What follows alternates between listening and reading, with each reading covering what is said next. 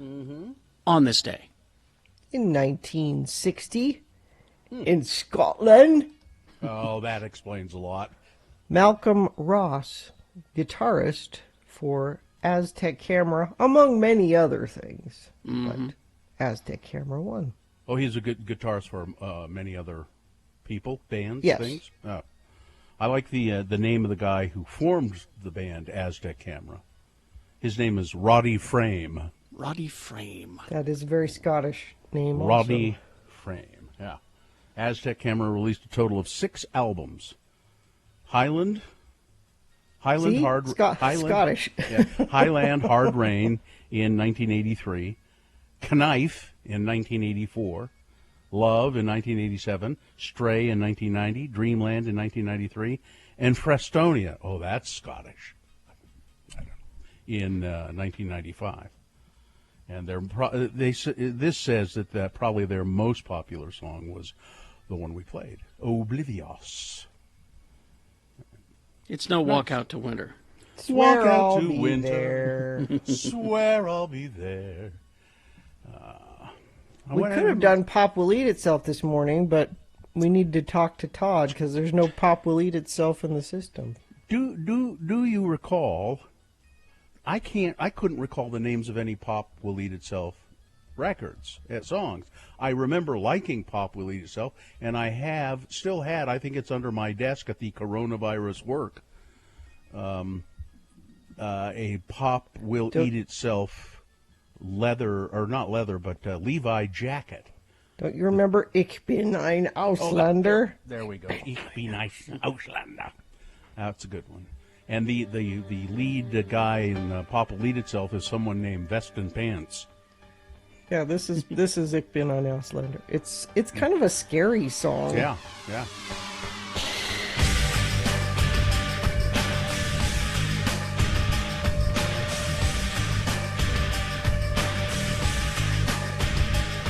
Ed likes this song.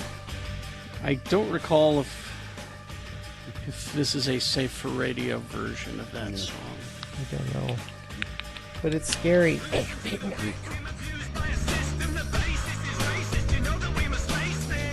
Yeah, I wouldn't chance it. Yeah.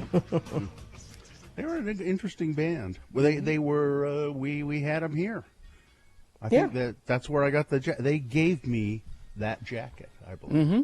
I like that jacket. Because don't you know who he is? Yeah. Well, I've no vest and pants. That's for sure. Who's Vest and Pants? If you look at the Pop Will Eat Itself records, he's usually listed. It's a made-up name, obviously, but listed as the writer usually of most of the songs. Veston Pants. It took me a while looking at that, going, "Oh, wait a minute, I get it." Now, speaking of writer of songs, I heard an interview yesterday with a couple of the Go-Go's because their movie's coming out. Mm-hmm. They were talking about why the band broke up, and Charlotte Caffrey, who is one of the guitar players, wrote most of the songs. And at some point, Gina Shock, the drummer, was complaining that Charlotte made more money than she did. Mm-hmm. And the record company said, well, she's the songwriter. Mm-hmm. Whoever writes the songs gets the money. Let me guess. So she said, well, then put my name on there, too. No, she just said, she said, I'll admit I threw a fit about it. But she said, nobody explained that to us early. If that had been explained to us early on, I think we could have talked everybody into, okay, everything. And some bands do that. Everything is written by all members of the band. The Beatles, almost every single song says Lennon and McCartney. Yeah. And they just agreed early on, that's what we'll do.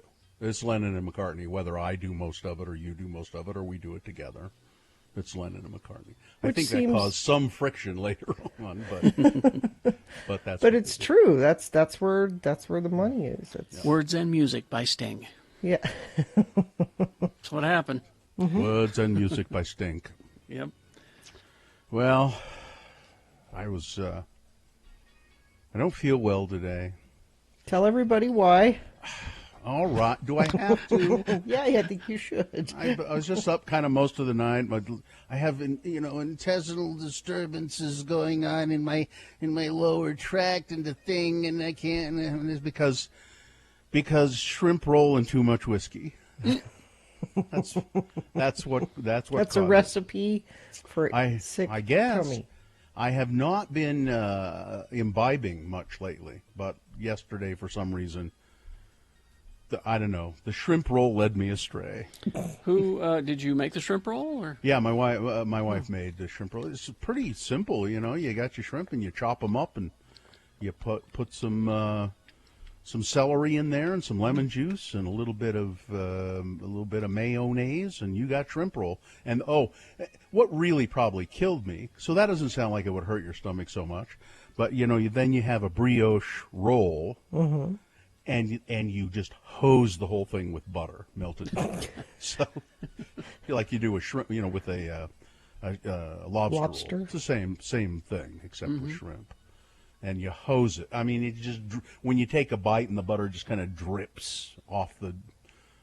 Yeah, that's so making its way through your system, Bill. You slicked everything up, and no kidding. It is making its way through my system in many ways. I think a little bit of it's been coming out in the corners of my eyes, as a matter of fact. Oh man, but that's I don't know. I'm reading and getting the news ready today, and I get frustrated or angry about headlines in the news, like this one I saw this morning in the Salt Lake Tribune. Everyone's finding ways to beat the heat. Even the animals at the zoo. Oh, we have to have that story. Are they playing with blocks of ice? Is it the pictures of blocks of ice? I didn't. When I see that headline, I just make sure I don't even read the story. even the animals at the zoo. We gave these panthers frozen watermelon. Let's see what happens. Yeah. It's just because what do you expect? Animals in the heat. Of course they're going to try and find ways to cool off. Yes. It's a distraction so why story. do you need the word? But no, it's just the headline that bugs me. Why do you need the word even the animals at the zoo? Like they're so stupid. How would you rewrite that headline? Including the animals at the zoo. How would I write it? Including animals at the zoo? I would say including instead of even. It's or it's pretty damned hot, or it's pretty hot. The animals are also feeling the heat. The animals are. That's a more interesting headline. It's pretty hot. The animals are also feeling the heat. Well, is a better headline. You put me on the spot here. I'm betting you. Okay, Gina. Every break, I'm coming up with a better headline, a better version of the animals at the zoo headline. Every break, I'm going to see if I can come up with a better one. Okay. How about this? Okay. It's hot, and the animals at the zoo know it too. Yeah. Okay. Okay. Or we're going to hit 100. I can't figure that out. I'll come up with some stuff. Okay. I like mine better, which is we gave a panther a frozen watermelon. Let's see what happens. I like that one. Everyone's finding ways to beat the heat. That's why we gave these panthers frozen watermelons. It's a little long for a headline. My headline would be panther and then a plus sign. And frozen watermelon. And then equals. Question mark. And then you read the story to find out for yourself. Well, that would draw you in. You'd go, huh? What? I wonder what that is. Yeah. Yeah. I don't know that that's what they did to help the Panthers beat the heat, but that's what I would do. I don't even know if there are panthers up there. There must be. There was one other animal story in the Tribune this morning, and it's the Loveland Living Planet Aquarium has acquired a baby toucan. And, there are pictures of the baby toucan. And, toucans are kind of silly, ugly-looking birds. Mm-hmm. And they're silly and ugly-looking even when they're babies. Aww. They look just the same. They're smaller. That's all. I don't think they're Well, I'm gonna go. As Look. babies, do they have the colorful bill yet? Or do they yeah, have to it's grow pretty- into that in their plumage? No, it was pretty. It was a pretty colorful little creature. It They're looked not just ugly. They're cute. Oh, okay. They're so cute. They're so ugly. They're cute. How about I that? don't think they're ugly. You just Google imaged baby toucan, didn't Yes, you? they're cute. Well, to be fair, you have to look at the one that was in the. I don't know if it was the Deseret News or the Tribune. Okay. He just looked like a toucan.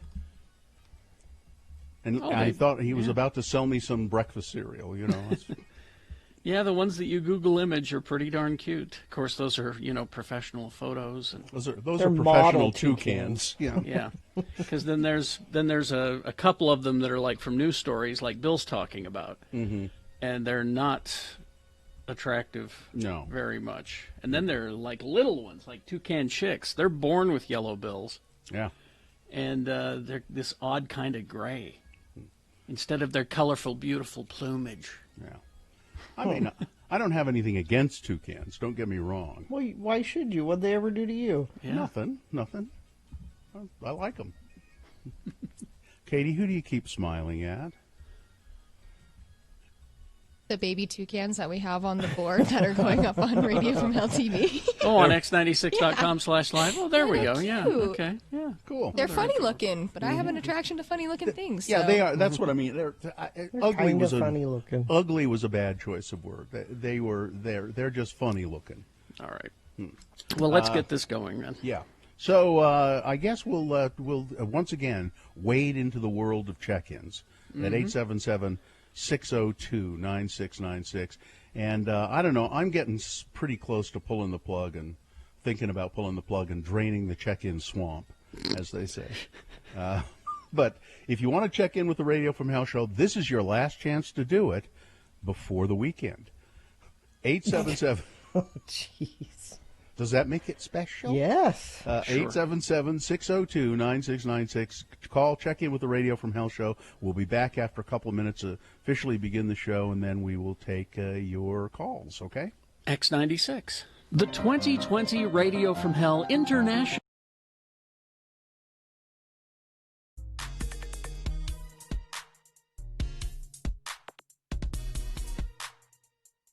I find this on my desk when I come in this morning. This leaves a bad taste in my mouth. Well, it's a postcard. Greetings from fabulous Moab, Utah. Fabulous. And it's a postcard from the Poison Spider bicycle shop. It's a well-known bicycle shop down in Moab. It's got a giant, horrific spider on it chasing a bicyclist through the red rocks of Moab. Like that. Looks like one of those old movie posters. Yeah. And then on the back it says Carrie and Bill, and it's written by someone who assigns themselves very disappointed fan. Very Disappointed enough to send a postcard. Wow. Somebody who looks like they might have been drunk because it's barely decipherable. Scribbled. Carrie and Bill, although you are entertaining, why do you disrespect and bully Gina Barberi on your show? She is the voice of reason. Voice of reason. Did you hear that? You're now the voice of reason. It's my dad's thing.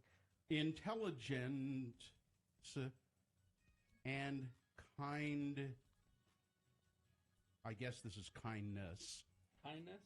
Kindness. It's. I like it when drunk people stick up for me. Yay. You both behave like Jackanapes. Jackanapes, please. misogynistic. Oh, misogynists. Gina should be something. Do you want me to try treated much better as a professional. Thank you. Very- Drunk friend of the program.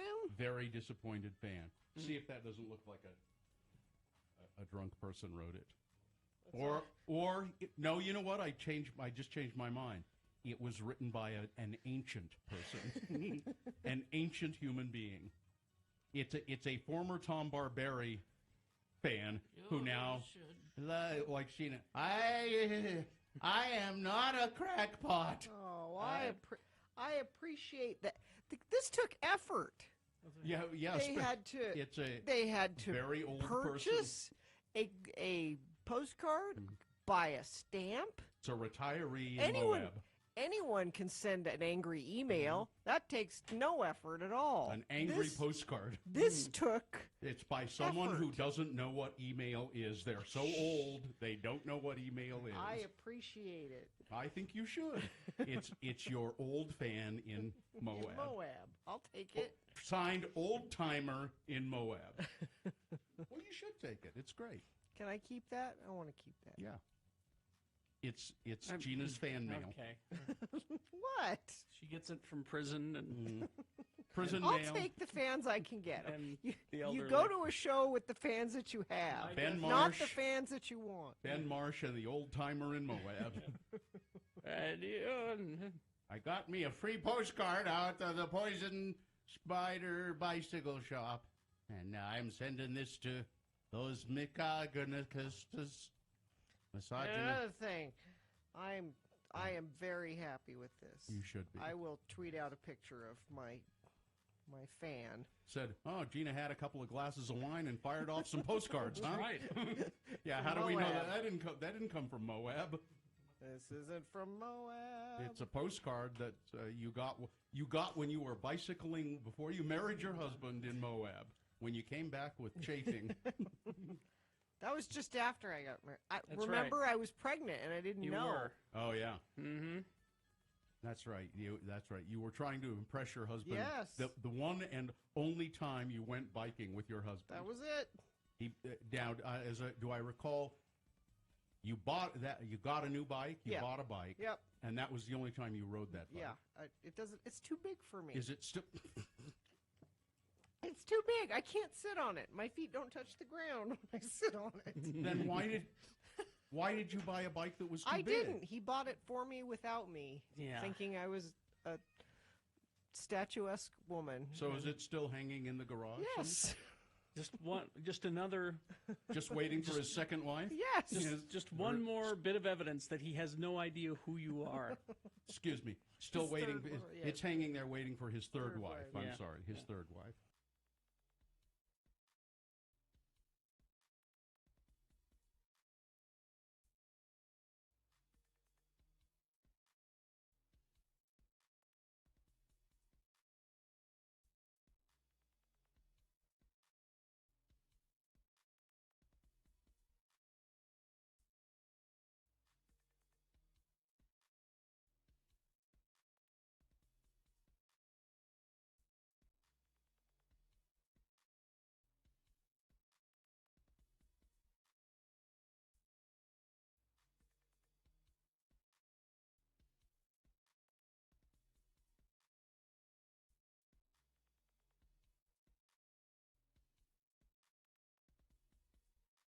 It is 6:21. Let's get this over with.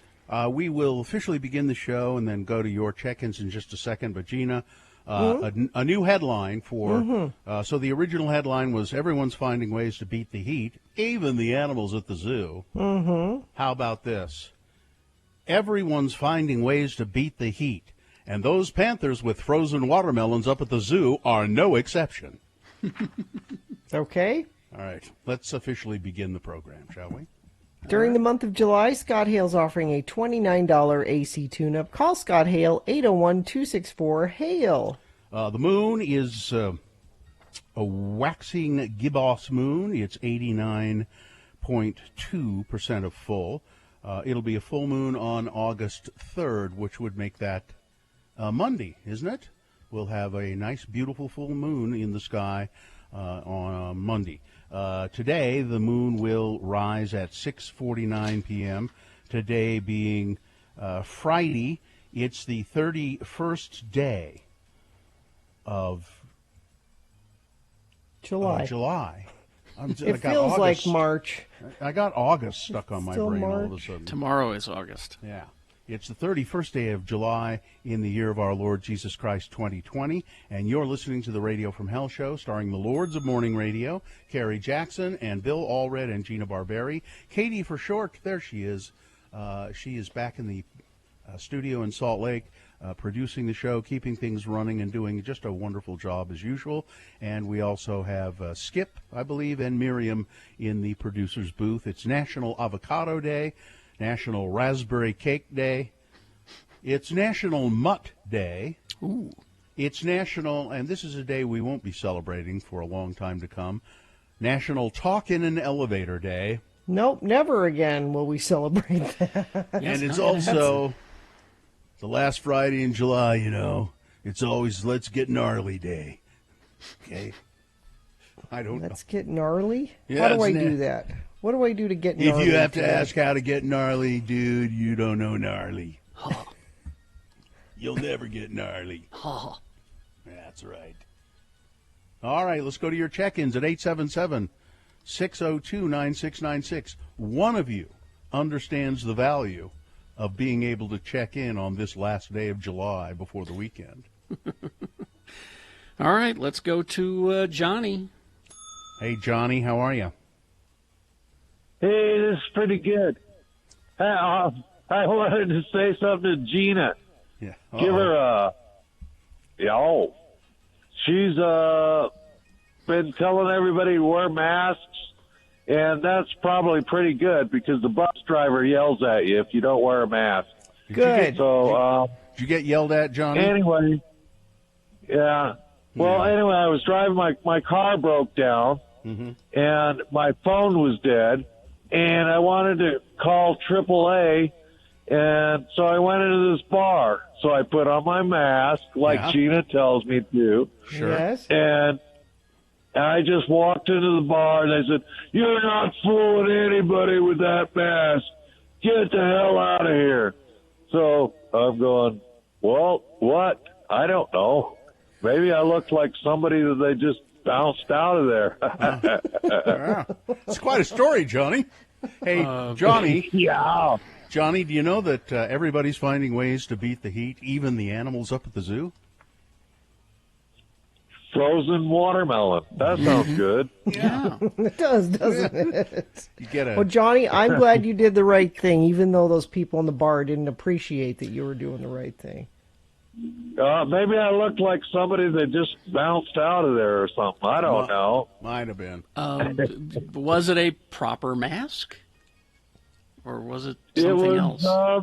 One of those surgical masks, the blue ones. Okay. Yeah. All right. It seems to And me they like even give them away. You ride the bus, you ride tracks, they have them handy. You just pick them up. Yeah. Well, Johnny, thanks for checking in with us. Let me just ask you a question before we let you go. What's your day going to be like today? My day is, let's see. I had a bad week. Oh. I got fired from my job, and my car got towed. So I got to go to Workforce Services and try to find another job or something. Well, good luck. That really does suck, but good luck, and thanks for being a friend of the program. Nice to hear from you, and Good job wearing your mask, Johnny. I'm proud of you. Well, I'm going to keep wearing my mask even if I get thrown out of a bar. Okay. You're not. Hey, Gina, Yes. do this for me. What? This is your tagline. Okay. You're not fooling anybody with that mask. Okay. All right, Johnny. See You're you. not fooling anybody. Were you wearing pants, Johnny? I'm just trying. Never mind. Go. Okay, We'll see bye. you, Johnny. I was trying to figure out what Johnny's deal was. Let's go to Garbage Gus. Hey, Gus. Hey, I don't know if I can beat Johnny. That was pretty good. That's tough. That's tough. I don't think Johnny was beat enough when he was growing up. Oh, well, hey, I just had a question for Gina. Gina, first off, I want to thank your son for his aquatic service. That's very wonderful. And I was wondering, though, I am concerned, what is going to happen to your podcast? Do you have anybody else set up in line, or I've offered to Yeah? be her co-host, but I haven't what quite. about what about like, random people, like, I don't know, like Garbage Gus or something. Just random. Just Random. random. I knew that was coming. Yeah, you know what? Hey, listen, I know Johnny's you just first think in I'm line, just a Gus. garbage- I'm sorry. Johnny is first in line. You're not fooling anybody. It's the You're Not Fooling Did you Anybody already podcast. apply? No, he's starting his own podcast called You're Not Fooling Anybody with Johnny. He really should. Well, hey, listen, the offer is on the table, Gina. If you ever need anybody, you give Garbage Gus a holler, okay? I'm putting your name down, Garbage Gus, right now. Write it down. Johnny 1, 2, Garbage Gus. Okay. All right. Thank See you. you later, You guys Gus. have a Thank you. wonderful day. You too. Thank you, Gus. And thank your son for his aquatic services. Aquatic service. He's become a pool boy. Let's go to Joe. Huh? I went back yesterday and was reading all of our old text messages to each other. I'm already doing that. You and your kid? Oh, man. That's terrible. Let's go to Joan. Joan, Hi, good Joan. morning. Hey, good morning, all. I like that. You don't hear the name Joan very much anymore, do you? Well, she does every day, probably. No, but I will admit I am a teacher, so I did not use my real name. Oh, good. Okay. All right, go how ahead. how are you feeling about everything, Joan? Right now, I will say I'm very concerned, and this is the reason I called in.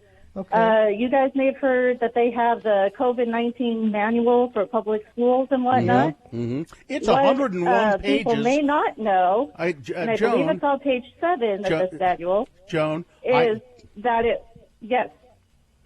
Joan, I heard Lee Lonsbury say on KSL yesterday, it's 101 pages jam-packed with information about how to get schools open. 102, actually. Okay. So what's on page Well, 7? but this is specifically on page 7, if anyone wants to go Google and look it up. The concern that I have is it says in there, if somebody in a kid's family gets COVID-19, they have to all stay home. However, if a child is not showing symptoms, the parent can choose to send that kid to school. That kid can't go to the movies. They can't do sports. They can't go to the store, but they can still go to school. That makes zero sense to me. But there it is I'm with you. in black and white on page 7 in a manual that is jam-packed with information. So it must be okay.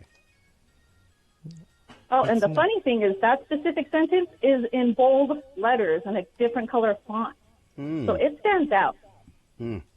Well, you're obviously not in the Salt Lake School District, who decided to do the right thing and not open. They're going to continue doing online. Good. And Well, Joan, you're Yeah. human capital stock. Moms and I'm dads sure need. feeling it now. Yeah, moms and dads need their time alone, and that's what you're there for. You're human capital stock. sorry. Yeah. Yeah, just, those who may be concerned about that, you call your people in elected office and please vote. We need to get rid of these people. Yes. Yep. Yeah, Thank you're you, right. Joan. Thank you, Joan. All right. We'll write traffic, Gina. Yeah, see, now, Bill, aren't you glad we didn't get rid of check-ins today? That was a great run of check-ins. Yeah, that's fine. I like it. There's another free tire on the freeway today. This one, so if you're trying to gather a whole set, this is helpful. This one is northbound I-15 at Thanksgiving Point.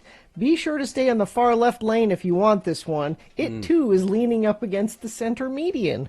Thank you, friend of the program. I've done that myself. I've been seen leaning up against the center median on occasion. If you're trying to get a whole set of Bill, you might find him at the 33986. If you see something you want to share, I will pass it along. All right. Thank you very much. We will take a break. We will be back. Full strength big boy news and opinioendo after these. Stand by. X96. When Carrie, Bill, and Gina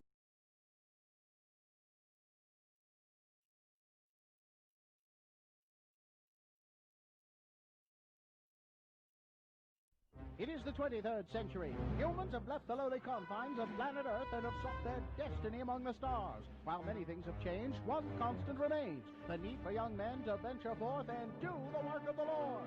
This is the tale of two such men who at the age of 19 have answered the call of their general authorities and are embarking on a 2-year mission to spread the gospel throughout the galaxy. This is the story of Space Elders!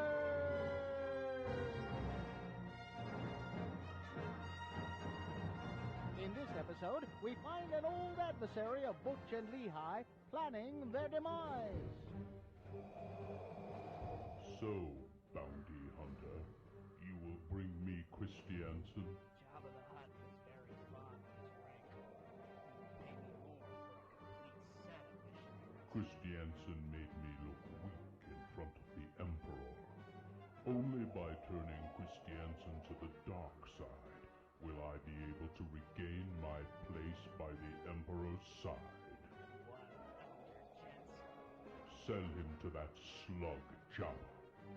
I have arranged to have the elders meet you on Bespin. There you can ambush them without anyone noticing. If these elders bested you and the Emperor, how do you expect me to transport them back to you? I prefer my elders frozen. There is a carbonite facility on Cloud City. That should make transporting them simple. Have my credits ready. I'll be right back. Here we are, Butch. Cloud City.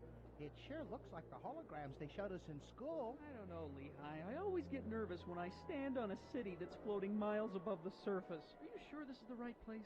Zone Leader Hanson said that we're supposed to meet someone here named Lando Calrissian, right here on Bespin. Well, church records on this Calrissian fellow show him to be a gambler, smuggler, womanizer, and a penny stock manipulator. Are you sure this is the guy? Well, maybe he's ready to turn over a new leaf. Oh, I think that's him right there.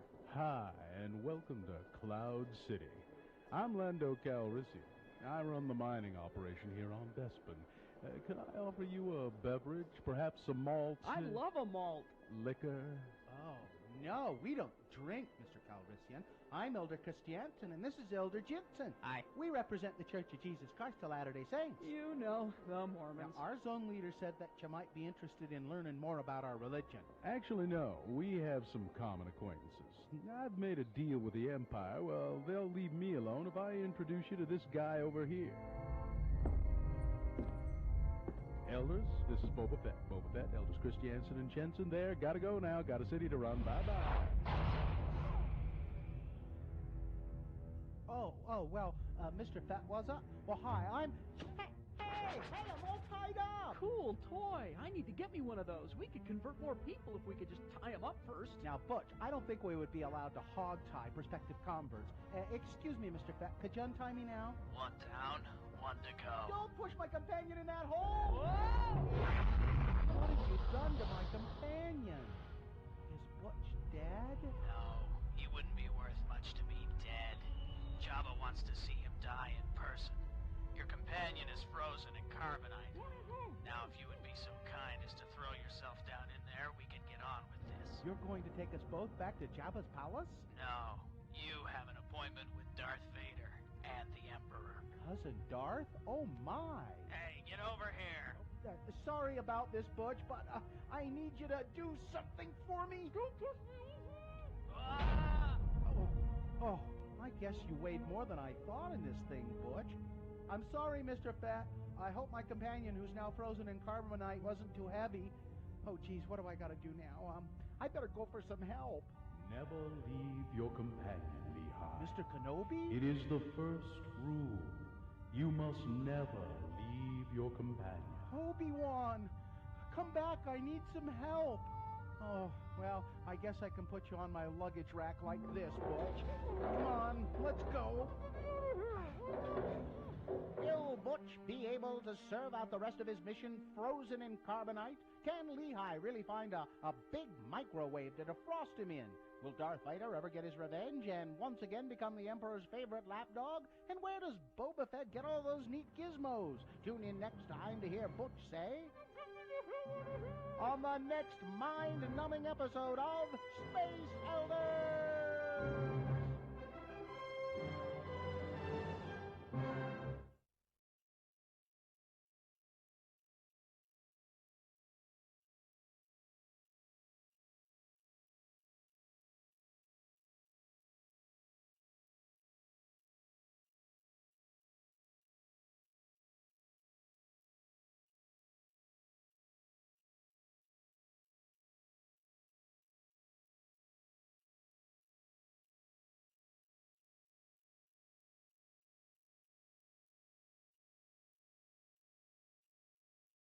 economic lifeline for local farmers and producers. Learn more at slcfarmersmarket.org. A senior executive of Australia's Today Show says that he was told not to look at or speak to Ellen DeGeneres when she appeared on the program back in 2013. Neil Breen, who now presents his own show, said Ellen's staff were the only ones who were allowed to interact with her. And they walked on eggshells, laughing so loudly at her jokes during the interview that he had to tell them to be quiet. He added that Ellen's people dictated everything from seating to lighting to how the interview would work, adding that he found the whole situation rather bizarre. He spoke out as the 62-year-old American chat show host, that being Ellen, of course, whose philosophy is, be kind, faces an investigation over allegations of racism, bullying, and a toxic environment behind the scenes of her show. Neil Breen says there were bizarre demands made by Ellen's staff. He told 4BC, the radio station where he is now host, that Ellen was initially supposed to co-host the Today Show during her tour of Australia 7 years ago, but the plan continually changed and was watered down by her team, presumably at her request. Eventually, it was agreed that Ellen would do a sit-down interview with entertainment reporter Richard Wilkins, so he's very good, in Melbourne, meaning production had to be moved there from Sydney, where the show sort of is based, and be moved at the show's expense. Breen said that he and Wilkins arrived at one of the plush hotels in Melbourne on that day of the interview to find a lot of people from Ellen's team waiting for them. The producer called us aside and said, "Now, Neil, no one is to talk to Ellen. You don't talk to her, you don't approach her, you don't look at her. She'll come in, she'll sit down, she'll talk to Richard, and then Ellen will leave." And I said, "What? Are you fair dinkum?" I said. What does that mean? Are you crazy? I can't look at her. I found the whole thing bizarre, he said. Breen said he had no idea whether Ellen knew what was happening around her because I never got to talk to her, he said. Now, Ellen DeGeneres herself has started to respond to some of this that is going on. And well, there's lawsuits. At this point, she is acting as though this was all happening kind of around her, but she was never really clear about it.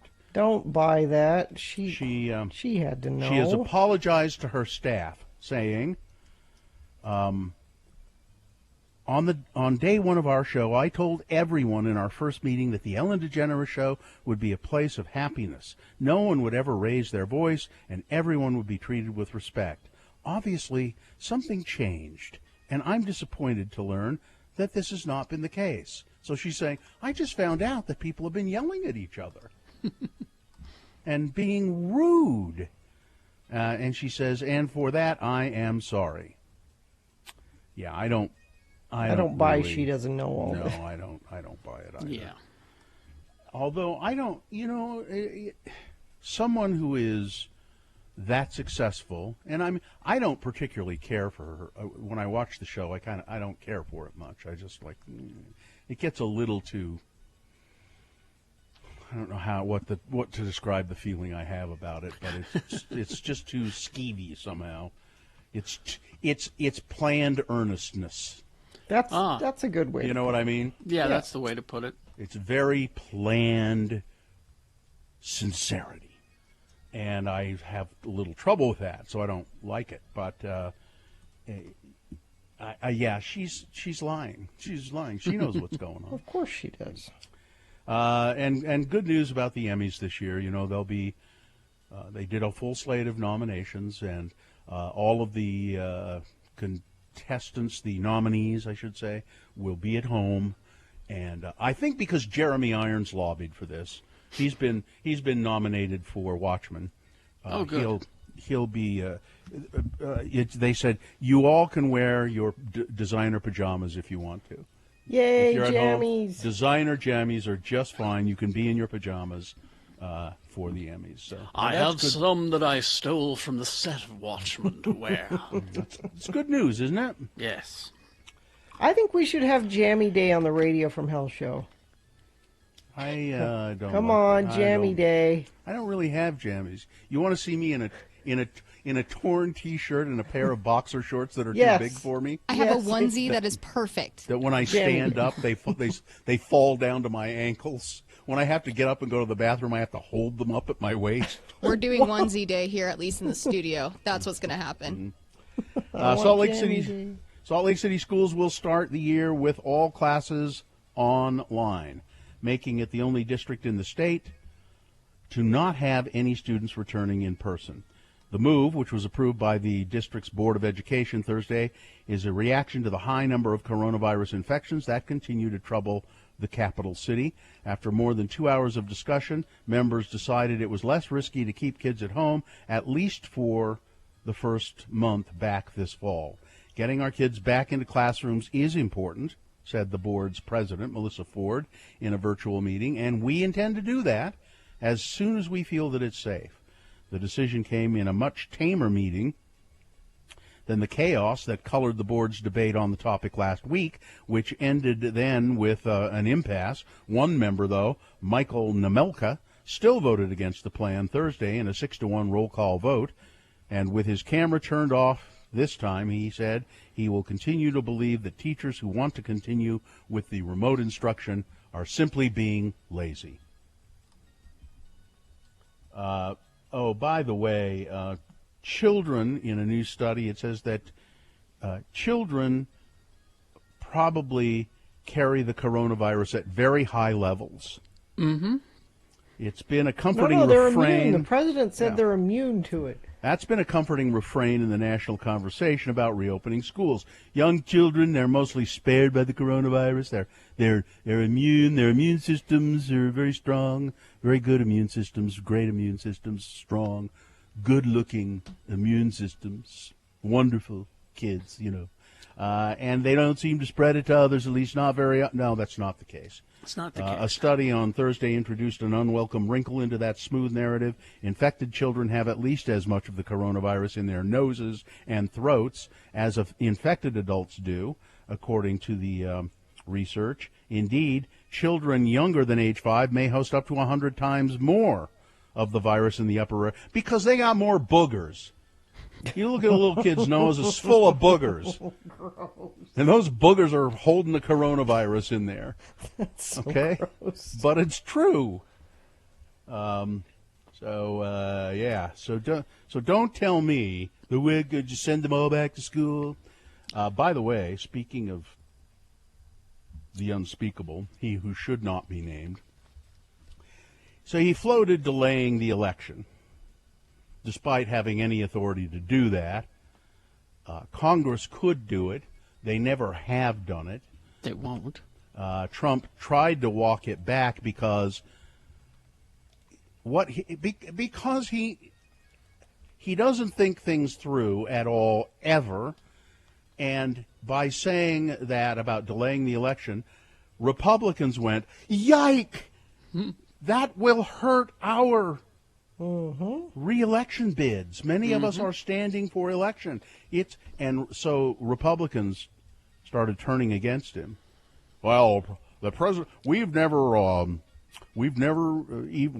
and pandemics in the past. We've never postponed an election, and I don't foresee we're going to do it this time. I don't think anybody came out and said, No. "Yeah, you're right, Mr. President. That's a good idea." So Nobody. So he tried to walk it back a little bit, saying, I'm not talking about that I would cancel the election, but I just don't want to have to wait for the results. And it's true. If we somehow get our act together and get it all done by mail, we know what that's like here in Utah. You don't get instantaneous results. You have to wait and count the ballots, and sometimes it takes a few days or even a couple of weeks. So it takes what it takes. I just want to be able to find out. I wanted to be able to find out who wins and who loses, and I don't want to have to wait. Sorry. Yeah. Well, I bet there are people that don't want to wait to get their coronavirus test results, but they have to wait until they're done. It's your impatience that has put us in this situation that we're in. We were supposed to, in March or April, hunker down for 2 months and go nowhere and do nothing. And then the virus would have went away. But you didn't make that happen because you didn't have a national policy. And now here we are. Listen, that virus came from China. They should have stopped it there, but they didn't. Well, It's a crime. Okay. It's a crime. They could have stopped it there, but they it didn't. came here, They and didn't you didn't react. They did not stop that virus. They But could have stopped it, and they didn't do it. Okay, I'm not agreeing with you, but it was here. All right, it was here. Should have You stopped it in didn't- China. And you didn't do anything about Should it. have stopped it in China. Wuhan. I thought you shut down the planes from China. It's- You stopped people from coming into China. Remember that? You were It's big on that. I had no choice because they didn't stop it. It's the China virus. Well, why didn't It's you the Wuhan stop flu. it? Why didn't that stop it? They should Because have it was stopped already it. here. Oh, They okay. should because have. it was All right, already here. all right. This press conference is over. I wish that reporters were as dogged as I were just now. By the way, him. Gina, rewriting that headline in the Salt Lake Tribune. Yes. The headline: Everyone's finding ways to beat the heat, even the animals at the zoo. Even the animals. Everyone's finding ways to beat the heat, and that includes the animals at the zoo. That's the way Carrie had said it, originally. Mm-hmm. Was that one you said Yeah, earlier? that's what Gary? Carrie said. Yeah. Well, I knew I heard it somewhere And from, just to be- from an unimpeachable source. And just to be fair to the Salt Lake Tribune, it's not in the Salt Lake Tribune. Is it the Deseret News? No, it's Fox. Oh, Fox is it? 13. Okay. Post Malone. Utah's own. No kidding. Did you see that? Mm-hmm. He was on an episode of the Joe Rogan Experience, Ew. which, by the way, so Joe Rogan gets this big contract with Spotify, millions and millions of dollars. Now, I some years ago tried to listen to Joe Rogan's podcast a bit, and just couldn't do it. Me neither. It's just. Too much of it is just bro talk, and now he's not dumb. He has some. He'll get into some topics where he's talking about interesting things about history and stuff. But it's just, Anyway, so he go. I tried to listen. So Spotify gives him all this money. I thought, well, I'll give it another chance. Nope, it's even worse. Yep. It's even worse than it was. I have nothing good to say about Joe Rogan for many, many reasons. Post Malone appeared on an episode of the Joe Rogan Experience Wednesday, talked about why he decided to move to Utah. He was wearing a University of Utah Runnin' Utes hat. He said, well, everybody's just so nice in Utah. I don't remember what tour it was exactly, but there were supposed to be 5,000 people show up, and when we ended up getting to the show, there was 17,000 people. So we had to move it outside of the venue, right out onto the salt flats. So it must have been out at Saltaire. Mm-hmm. And I was just like, man, if this isn't a sign from God, the aliens, then I don't know what is. So I looked at houses on Zillow, and I found one and fixed it all up, and I've been living there for 2 years just about. Malone said he tried living in Los Angeles, but he said, that's just too much for me. I couldn't do it. Being in Utah, it's like peaceful, and it's, you get to focus on the music, and you get to wake up in to the mountains. He just seems like a nice guy. Yeah. Kind of a mellow, nice guy. I like him. Let's see. Oh, this is in the news, and so we've got hurricanes and bad weather heading toward us, but it's. I see this story. A quarter of Bangladesh is flooded, and millions of people have lost everything. And I think so. So what does God do? What does he? What has he got against the Bangladeshis? Because if he's looking, I'm looking around for a place to just trash, and it's always Bangladesh. Jeez. It's always Bangladesh. Those people never get out from under the thumb of natural disasters. Never. And this is no exception. It's just like, well, torrential rains have submerged at least a quarter of the country, washing away the few things that count as assets for some of the world's poorest people. Their goats, their chickens, drowned, gone. The houses that they live in are made of mud, gone. And sacks of rice that they've stored, against a lean season, gone. It's just. Can Can we go back to the Post Malone story? Tell us more about it. Let me go back to everyone's finding ways to beat the heat, and the animals at the zoo have found a way that you'll really appreciate. Yeah, the rest of these stories are pretty terrible. Shall I find one that's good? Or we could sports stop? Weather traffic. Let's do that. I'll tell you about later on, Gina, I'll tell you about the brain parasite that's contaminating 30 million Americans and is probably eating your brain right now. That would be better. Thank Okay. you. Right. So we had NBA basketball last night. How did that I go? saw that. It went. It was really odd, but kind of interesting. Yeah. So first of all, the NBA needs to have a talk with the NFL and say, this is how you do things. Well, in Major League Baseball too. Did Major League Baseball decide that they're going to do this bubble thing? I think I read that somewhere this morning. Because they've had another team that's had to cancel games, and that's why the NBA is working, is because one of the reasons they're working. They're all in a bubble and they get tested every day. But I meant how they handle the Black Lives Matter stuff is what I was referring to. Mm-hmm.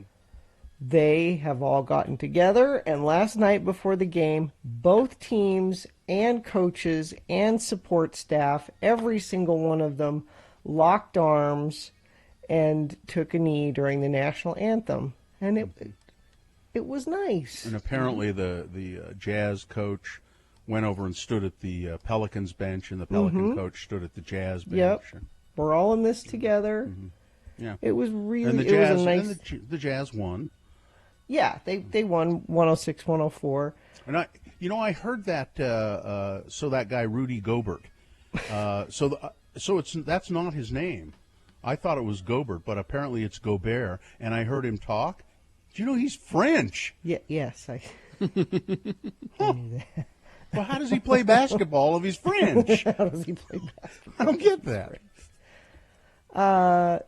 So some weird things. They tried to put crowd noise in. They had these screens that tried to show fans, cool. And they were running at different speeds. Mm-hmm.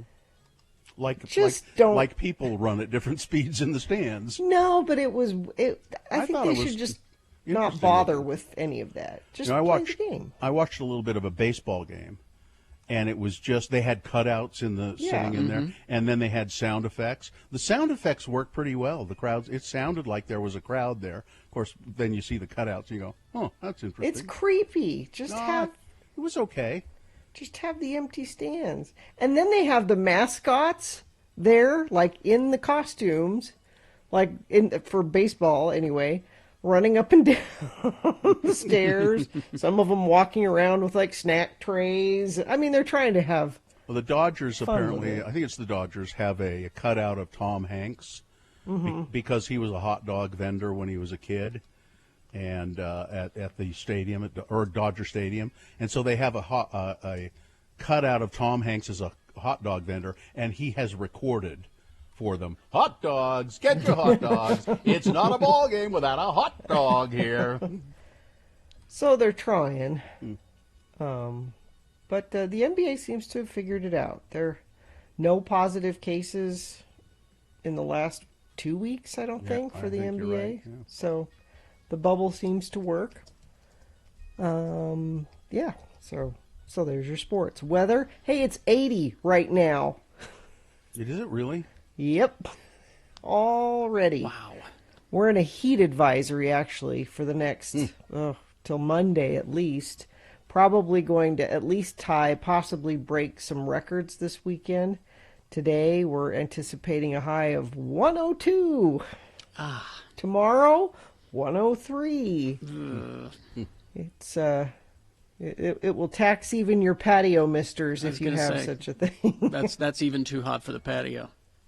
Patio misters, and you ought to get some patio misses too. You get the misters and the misses going.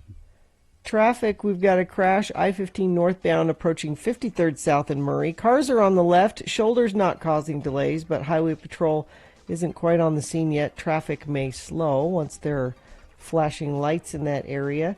And yeah, a couple friends of the program sent that one in too. Northbound I-15 approaching 53rd South. 4 cars on the right shoulder, 2 cars on the left. Thank you, whoever sent that in. I hope you're driving safely when you're texting us at 33986. If you see anything, send it in and I will share it with friends of the program. During the month of July, Scott Hale is offering a $29 AC tune-up.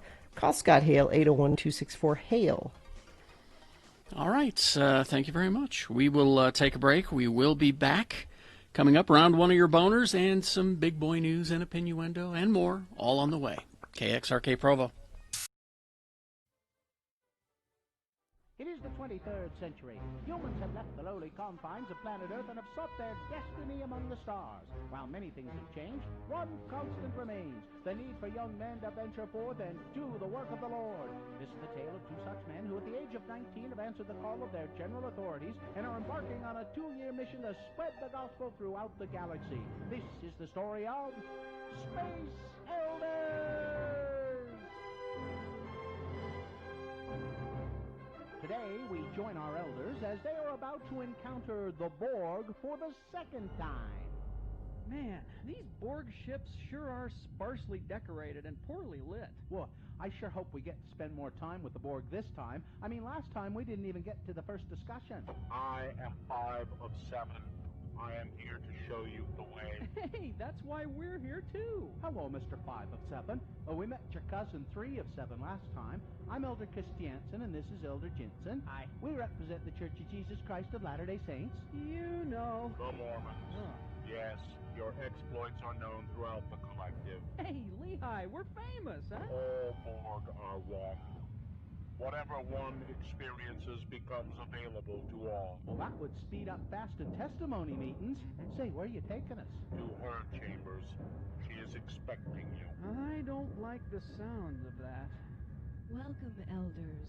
I have been anticipating your arrival. Hi, ma'am. I'm Lehigh, and he's Butch. Hi. I have wonderful plans for you boys. Together we will rule over the perfect Borg galaxy. Well, I hope this can wait until after our mission is over. Ma'am, who exactly are you, and why do you have plans for us? I am the Borg. Well, I thought they were the Borg. They are, and I am. And once we assimilate you two, you will be Borg as well. Oh, I get it. He's a Borg, she's a Borg. Everywhere a Borg. Old MacDonald had a Borg. Knock it off, Butch. Oh. We better come up with a plan quick or we're going to be assimilated. Okay, Ms. Borg, tell you what. I'll give you my new fender flares and the luggage rack off of Lehigh's bike, and we'll just be on our way. You will look cute in black rubber suits, and I have picked out some special prosthetic parts for each of you. Soon you will be my lieutenants, my consorts, my special friends. Together we will assimilate the Federation, then the Romulans, then the Cardassians, and then whoever else we can find. And we will have fun doing it. Hook them to the assimilator. Hey, come on, let us go! Nothing like the assimilation of new young men to make one forget about how Locutus left me without saying goodbye. Something is wrong. The assimilation process has failed. They have already been assimilated by a stronger force than the Borg. Quick, shut down the machinery. The feedback could contaminate the collective. What have you done to my beloved collective? Well, once you hooked us up to that gizmo over there, all of our experiences were spread throughout the entire Borg race. Lehigh and I were able to bear our testimonies to more than 7 billion beings at one time. It was kind of like General Conference, except without the crying babies and the old people going to sleep. Yeah. We not only got to give the first discussion to the Borg, but to pretty much teach the whole gospel to all of them at once. Could it be? Have the Borg finally met their match? Could Butch and Lehigh be immune to the assimilation process? Tune in next time to hear the Borg say... I am Elder 5 of 7, and this is my companion 4 of 9. We represent the Church of Jesus Christ of Latter-day Saints. You know, the Mormons. No! You've turned the most feared race in the galaxy into a bunch of jello-loving, suburban-driving moral goody-goodies. Well, you think that people were afraid of you before. Wait until you start approaching planets now. Man, I'd hate to play ward ball against these guys. I think our work here is done. Hey, can we count all 7 billion as converts? Well, technically, we didn't baptize them. We'll have to check with Zone Leader Hansen just to be sure. What about me? I was queen. I was the most powerful being in the galaxy, ruler of an entire race of warriors. What am I supposed to do now? Well, I guess you are now the most powerful Relief Society president in the galaxy. Congratulations. Gotta go. Bye-bye, sister. On the next artificial limb attaching episode of Space Elders!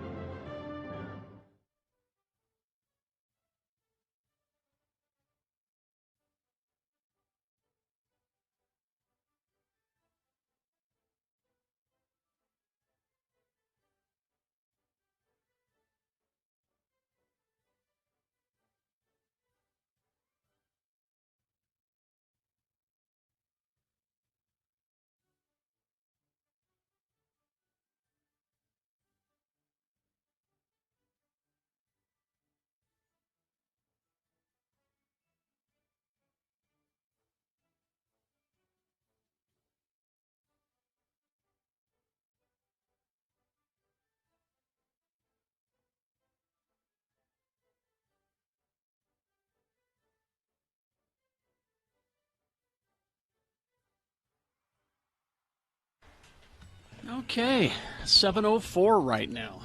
You know, I had this blood clot in my leg that I've mentioned before. Deep vein thrombosis, it's called. So, and you know, there's really no way to say what caused it, or it just happens. And so I have been taking blood thinners, and I went to get it checked yesterday, and they used this little, they put gel on there. It's like when you get an ultrasound, you know, Gina, when you're pregnant or whatever, so they can see inside, and they run it up, and the technician who did it had such a gentle touch. He was so good, just a gentle. But it's apparently lessening, but it's still there. So I got to keep taking blood thinners for a while, but you know that. So I got to go back and talk to a doctor in a week, and sometimes there's vein damage, and they put. I didn't know this, but they can put stents in your leg. No. Really? So they'll do a little surgical procedure and put to make, because there'll be like vein damage caused by the clot. So it just opens it up. Yeah. So I hope I don't have to do that. But so to go to this thing, you fill. They say we'll send you some papers and you fill them out, and they're the typical papers that you fill out. You know, have you ever been a smoker? How many years? Mm-hmm. When did you smoke? Does anybody in your family have diabetes or epilepsy or this? You know, and it's pages and pages and pages and pages of stuff. And every time you go to a new doctor, you fill all that stuff out again and again and again and again. And I wonder, what do they do with it? What do they do with all that? I handed it to her, and I have a feeling. Put it in your chart, Bill. You have a chart. I have a feeling that the nurse will look at it for a second, or the receptionist will look at it for a second, and then when I leave, she throws it in the trash. What do they do with all? And why over and over and over? I don't. It's on file now. It's in your file. It's in your chart. It's on file. Many places around the city. Yeah. All right. Anyway, that's all. I have an email of interest. You do? Is it of interest? We'll be the judge of that. Well, I found it interesting. Let's see. I was great. Email of interest. Well, here you can right in the subject line, right before you even get to the body, the meat, if you will, of the email of interest. Subject line says, "Finger steaks, you've got my attention." Right there. So it's an email of interest to Gina Barberi. That's what you're saying. I think we can all enjoy this email. It says, "Hi, Gina. I work at Harmon's." And we all know how much I love Harmon's. Mm-hmm. And finger steaks. I work at Harmon's. And today, as I walked through the frozen section to clock out and go home, I found something that might be of interest to you. See, it's right in the letter. So I put it in an email of interest. Fast Fixin's restaurant-style steak fingers. Restaurant style. I haven't seen them before, so I can't say if they're any good or not, but they are here. Thanks for letting me listen. Remaining seated, Gabrielle. So, in this, she didn't send you like a picture or anything? She did, and Katie should have it at x96.com/live. There they it is. are. Okay, they're in a bag, frozen in a bag, steak fingers. Okay. They- And it doesn't say how you prepare them, though, does it? No. Our classic country fried steak in a convenient kid-friendly shape. Kid-friendly. Yeah, That's Gina. That's you, Gina. What Easy. she needs. You need something that's easy to grip and dip, because you don't want the steak fingers slipping out of your little hand. Whoa. No, I want to be able to hold on. Easy and to not let dip. go. They come apparently with country gravy. Well, they're simple. now you've got my attention. They're simple, delicious. They're a simple, delicious alternative to chicken. Try them tonight for an easy dinner that's easy on your wallet. That means they're not very good, right? Well, no, not if they're easy on necessarily. the wallet, they're not very good. Not necessarily. The picture looks acceptable, I guess. Fast Fixins, restaurant-style steak fingers with country gravy mix. I just want to thank Gabrielle for being on alert, on the finger steak alert. Every once in a while I get an email from people that, are in Idaho and see them. And I can't go to Idaho. But a local finger steak that's available? They've really stepped up their game here, because here are their other products. Chicken breast nuggets, chicken breast strips, Dino Bites chicken nuggets, chicken breast patties, chicken breast fries, and jumbo popcorn chicken. And then, boom, lo and behold, steak fingers. Fast Fixins. They also have beef meatballs and Italian-style meatballs. What's the difference between beef meatballs? I can tell you. I Okay. can tell you. I The know. Italian style just has marinara. That's all. That's it. Are you sure? Are you sure? Because I would think That's what that it says here. the Italian style might have a mixture of beef and pork, a little bit of beef and pork, and then the marinara. does That's not too say. fancy for Fast Fixins, I bet. Yeah.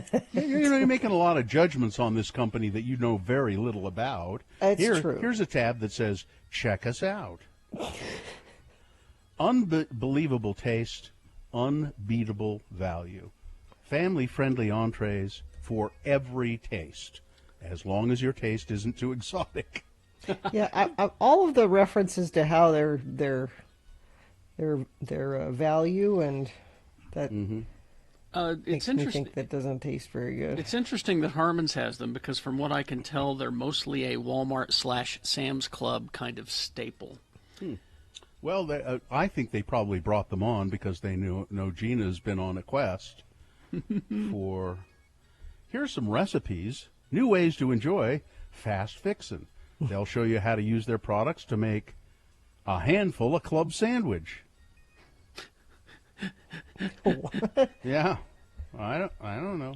A refried wrap, steak finger salad. Ooh, That would be difficult to figure out how to do, wouldn't it? Quick Swedish meatballs. Who needs to know that? So, Fast Fixins. Next time I'm at Harmon's, I'm going to stroll down the frozen food aisle and check out. I will get a bag of Fast Fixin' steak fingers, and I will report back. Try our hearty, creamy chicken broccoli casserole. Gina, what are you going to do with the gravy packet? Are you going to? Because you won't. You'll use I the gravy, probably won't won't you? use the You won't gravy. use the gravy packet, will you? I'll give it a look. All right. I'll You'll give it the once over? Don't prepare them with the microwave directions. No. Put them in the oven, okay? Okay. I'm going to try them tonight for an easy dinner that's easy on my wallet. Well, these are perfect for busy families that still want great tasting options. Just browse our lunch, dinner, and appetizer recipes and find your new family favorites. This may be a new family favorite. Well, the next question is how are you going to sneak this past Joe? Yeah. I was going to say, this is not going to be a family favorite. This is going to be something you have to hide from your husband. Yeah, this is you in the closet eating them. Kids, Dad's out of town. Let's have steak fingers. There's no, he doesn't go out of town anymore, so I'm going to have to hide it. Like, I'm going to have to dig underneath things in the freezer and tuck it, like, under. You're thinking. I like that, Gina. Yeah, I'll have to, hide it under, the frozen Brussels sprouts or whatever. All the frozen Whole Foods stuff that he has there. Just stick it down underneath. Yep. Yeah, I'm looking. You're right, Carrie. I'm looking at in our zip code. It doesn't list any place but Walmart and Lucky's where these are. But. Yeah, Walmart, Sam Clubs, and Lucky's.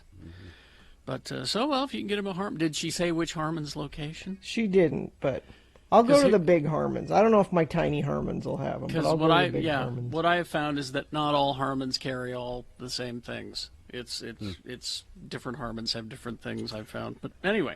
Gina, I think you should start calling it the boutique Harmons. No, it's tiny Harmons. It's a boutique Harmons. And let's send a bill to the Fast Fixins Company for this email of interest. Hey, look, we got a bill from a radio station in Salt Lake City. Well, cut them a check. Cut them a Fast Fixins check. All right. We'll pay you in our crispy breading that we coat everything with. We do traffic. Fast Fixin'.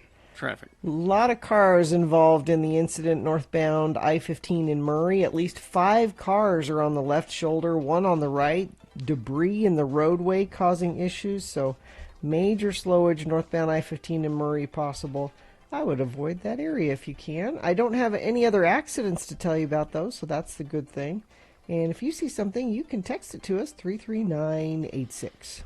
All right. Well, let's see. We've got Big Boy News, Opinioendo, round 1 of your boners, all coming up after these. What do we got? Here are the boner candidates. Number 1. Look, we can't have them things poking out down here in Utah County, okay? Boner candidate number 2. Well, that'll put some distance between y'all. Boner candidate number 3. God, people are just awful. All right, round 1 of your boners, Big Boy News, all coming up after these, X96. Broadway Media and Victor's Tire.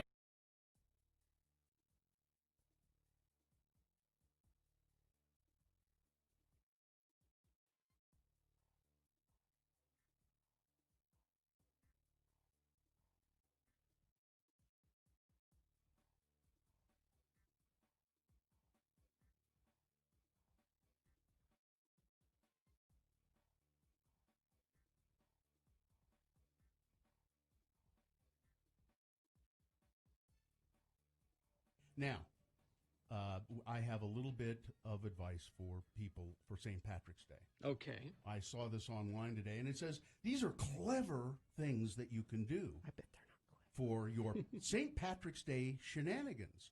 These are clever captions you could use on Instagram, for instance. Okay.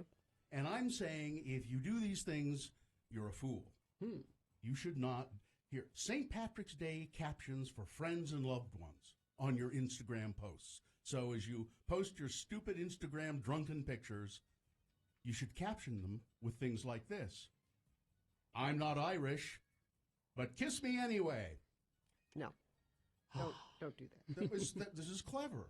These are clever things that people have thought up for you because you're not clever. How about this one? Irish, you were here. No. Never. No? How about this one? Don't use that. About to get lucky, insert shamrock and wink face emojis. No. Lucky me, I have you. No? I mean, that's just nice. Irish I don't mind whiskey that makes me frisky. I do like Irish whiskey. Oh, yeah. How about funny St. Patrick's Day captions for eating, drinking, and being Irish? The leprechaun made me do it. Take a picture. It'll last longer. Picture like as in picture of beer. No, Okay. boo. That is bad. The patty don't start till I walk in. That was kind of funny. It is. It made me laugh. The patty don't start till I walk in. It's a Kesher reference. The patty don't start. I know. Okay. No. All right. Okay. Ready to get shamrocked? No. No. How about, okay, cute St. Patrick's Day captions for babies and kids. Oh, okay. Okay, here we go. I'm telling you, don't use any of these. Little Miss Lucky Charm. So if you put a picture of your kid This there. is like Instagram stuff. Wee bit of trouble. My little good luck charm. Okay, Irish blessings and proverbs to use for St. Patrick's Day. Let's try these. Maybe these. Wind at your back and road racing. May your pockets be heavy and your heart be light. May good luck pursue you each morning and night. Well, that's okay. Okay. A little wordy, but yeah. How about? Now these are all terrible. Yeah. What do you do? What are you doing for St. Patrick's Day? Nothing. I'll be in Las Vegas. Oh, that's right. Oh, that's right. Oh, crap. Oh, my. Oh, Bill, that's a horrible time to be in Vegas. You just realized that? I just realized that. Oh, no. Oh, this is now, bad. wait a minute. That's almost like being in Mexico on spring break. Yeah, now, this is bad. Wait a minute. What? St. Pat's is Sunday. Wait a minute. It's on Sunday, right? Yeah. So what exactly am I going to be doing on Sunday? Let me. This is bad. Don't leave your hotel room. Yeah, don't leave the pool. Sunday. I'm going to be. I'm going to be at the Piff, the Magic Dragon show. It's on Sunday? Yeah. Well, then you might be okay if you're at. I just wouldn't be out on the street. Everybody in the audience is going to be drunk. Yep. Oh, yeah. Really, really, really drunk. Yeah. Absolutely. So you should be just No, well, so you fit in. no. I wouldn't. Yeah, don't go to Vegas on St. Patrick's Day New Year's Eve. or New Year's. I know. I did New Year's in Las Vegas, and oh man, what a mess! What an absolute mess. I mean, I didn't even think about that. I just. Oh wow. So. Well, maybe you should take one of those cute sayings with you and use it. Kiss me, I'm Irish. Yeah. No? No. So I will be sober so that I can fend them off. You would take your cudgel. I have one on my I desk. know. Take it. I will. You can beat people away from you as you go through the crowd. And I wouldn't be sober if I were you. Otherwise, you wouldn't be able to take. If you're sober, it's going to be worse. Well, I'm just afraid I won't. I'm just afraid if I'm not sober, I will get in a fight. If I'm drunk, I'll get in a fight. Stay in your pool. Yeah, don't get in a fight. Yeah, don't do that. Because my defense, I'll just be. Your defenses are down. My defenses are down, and I'll just be. I don't take that kind of crap from anybody. All right, 7:21, and Atropos has envisioned Gina Barberi's first TikTok video. It goes like this. Gina seated at an impeccably set table. White linen, real silverware. A white-gloved hand delivers a covered bone china platter. The cover is raised, and dino bites, chicken nuggets, and steak fingers are revealed. Gina smiles appreciatively. We'll make that today. Make it happen. All right. It is time now for round one of your boner voting. Here we go. 3 news stories. These are examples of bad, stupid, or funny human behavior. You will decide with your vote of these 3 candidates which one is the worst, which one deserves to go forward to boner fight and possibly become boner of the day. Because if it wins here, it's not boner of the day yet. Round 2 comes up at 8:20 with 3 more, 3 different candidates. We get a winner of that round as well. We take both of the winners of each round, put them against each other at 9:20 this morning. That's when you'll decide boner of the day with Boner Fight. So right now you got to pick your champion for round 1. Send one of these 3 candidates forward. Here we go. 2 candidates now, a third after the news, and once you've heard all 3, then you will vote, and one of you lucky random boner voters will receive. I can't buy it, gotta win it, Radio from Hell boner t-shirt. Katie's showing you right now at x96.com/live. Here's boner candidate number 1. Listen, we can't have them things poking out down here in Utah County. A woman claims that she was kicked out while trying to donate plasma in Utah County because of the way she was dressed. Rebecca Ortiz has come to the BioLife Plasma Services in American Fork twice a week for the past 3 weeks. I never felt like I made anybody uncomfortable, said Ortiz on Tuesday. She told Fox 13 that the manager at BioLife told her that Her outfit was distracting to employees and other plasma donors. The manager actually said to her, "Your nipples are poking out, and it's very distracting. You're not even wearing a bra, and that's not even considered a shirt, that thing you're wearing." The conversation made Ms. Ortiz feel quite uncomfortable. She was wearing kind of a, I don't know what you call it, a halter Is there top, a picture? maybe. Yeah, there's a picture of her. The conversation made her feel uncomfortable. She said the manager mentioned to her that a lot of returned missionaries for the Church of Jesus Christ of Latter-day Saints are donors at BioLife. And that's when she said, I walked out. I was thinking about it, and I was like, that's not really right of him to do that. Walking back into the facility, she asked for the manager to write down what she had been told. And the manager says, "No, I won't do that." Refusing to leave without a written note, Ms. Ortiz said she was fine if they called the police. When the American Fork police arrived, officers said that they informed Ms. Ortiz that if she came back to BioLife, fuel, whatever it is again, she would be charged with trespassing. When Fox 13 spoke with officers, they indicated that their role was simply to make sure that nothing got out of hand when they asked her to leave.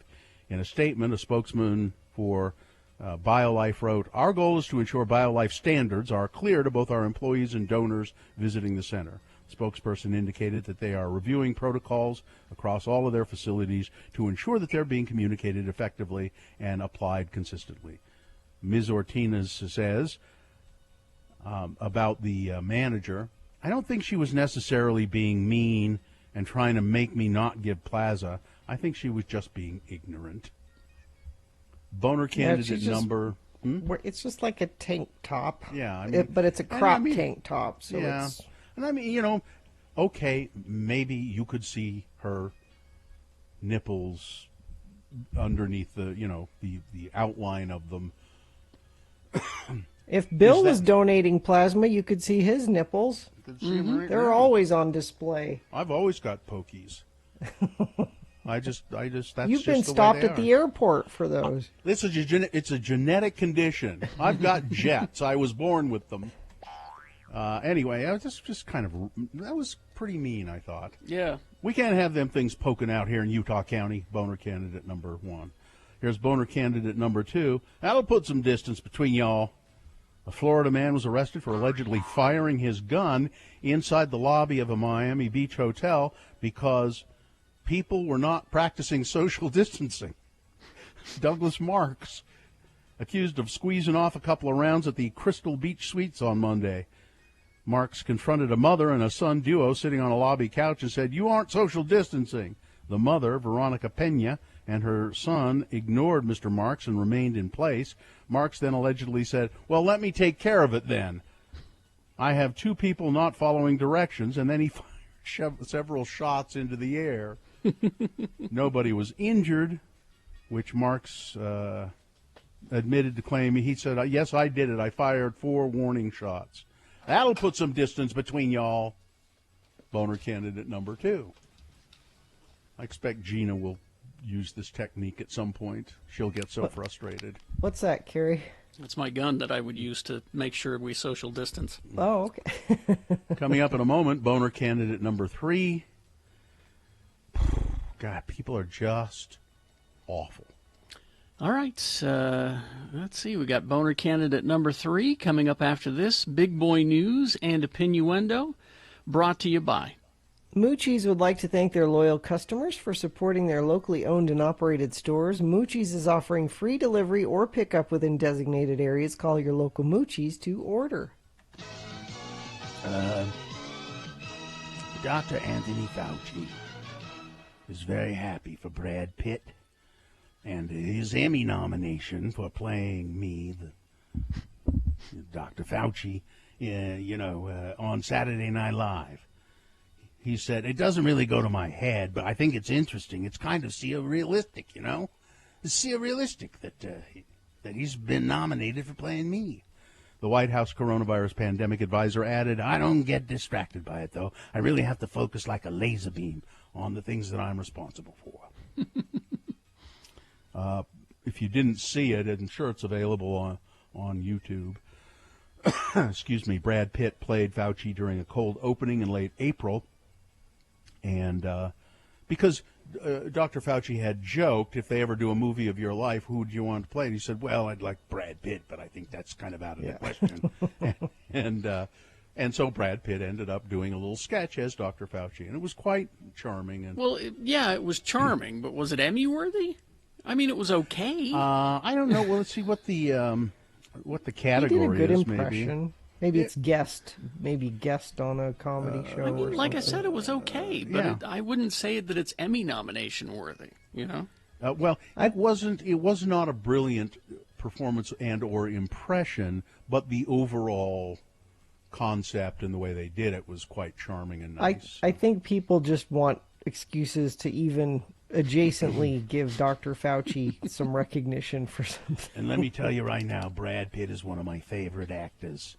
I cried and cried during that Benjamin Button movie. I just, because we just started Ad Astra yesterday. Yeah, I kept thinking I'd watch that, but it just got terrible notices. And he's every shot is his face. I mean, he goes back to space to rescue his son. Is that what it is? I'm not going to say because it might be a spoiler. But every shot is his face, and for the first time, I'm looking at Brad Pitt's face and I'm going, okay, I see it now. I see why people think he's handsome for the first time. Really? I see why he's handsome. I get it now. Okay, I get it. Now, after all this time? No, to me, he's always looked kind of weird to me. But now it's like, okay, I get it now. I see. He probably doesn't have long hair in this one, does he? He's got astronaut short hair. So. Yeah. So when he has long hair, go back and look at Legends of the Fall.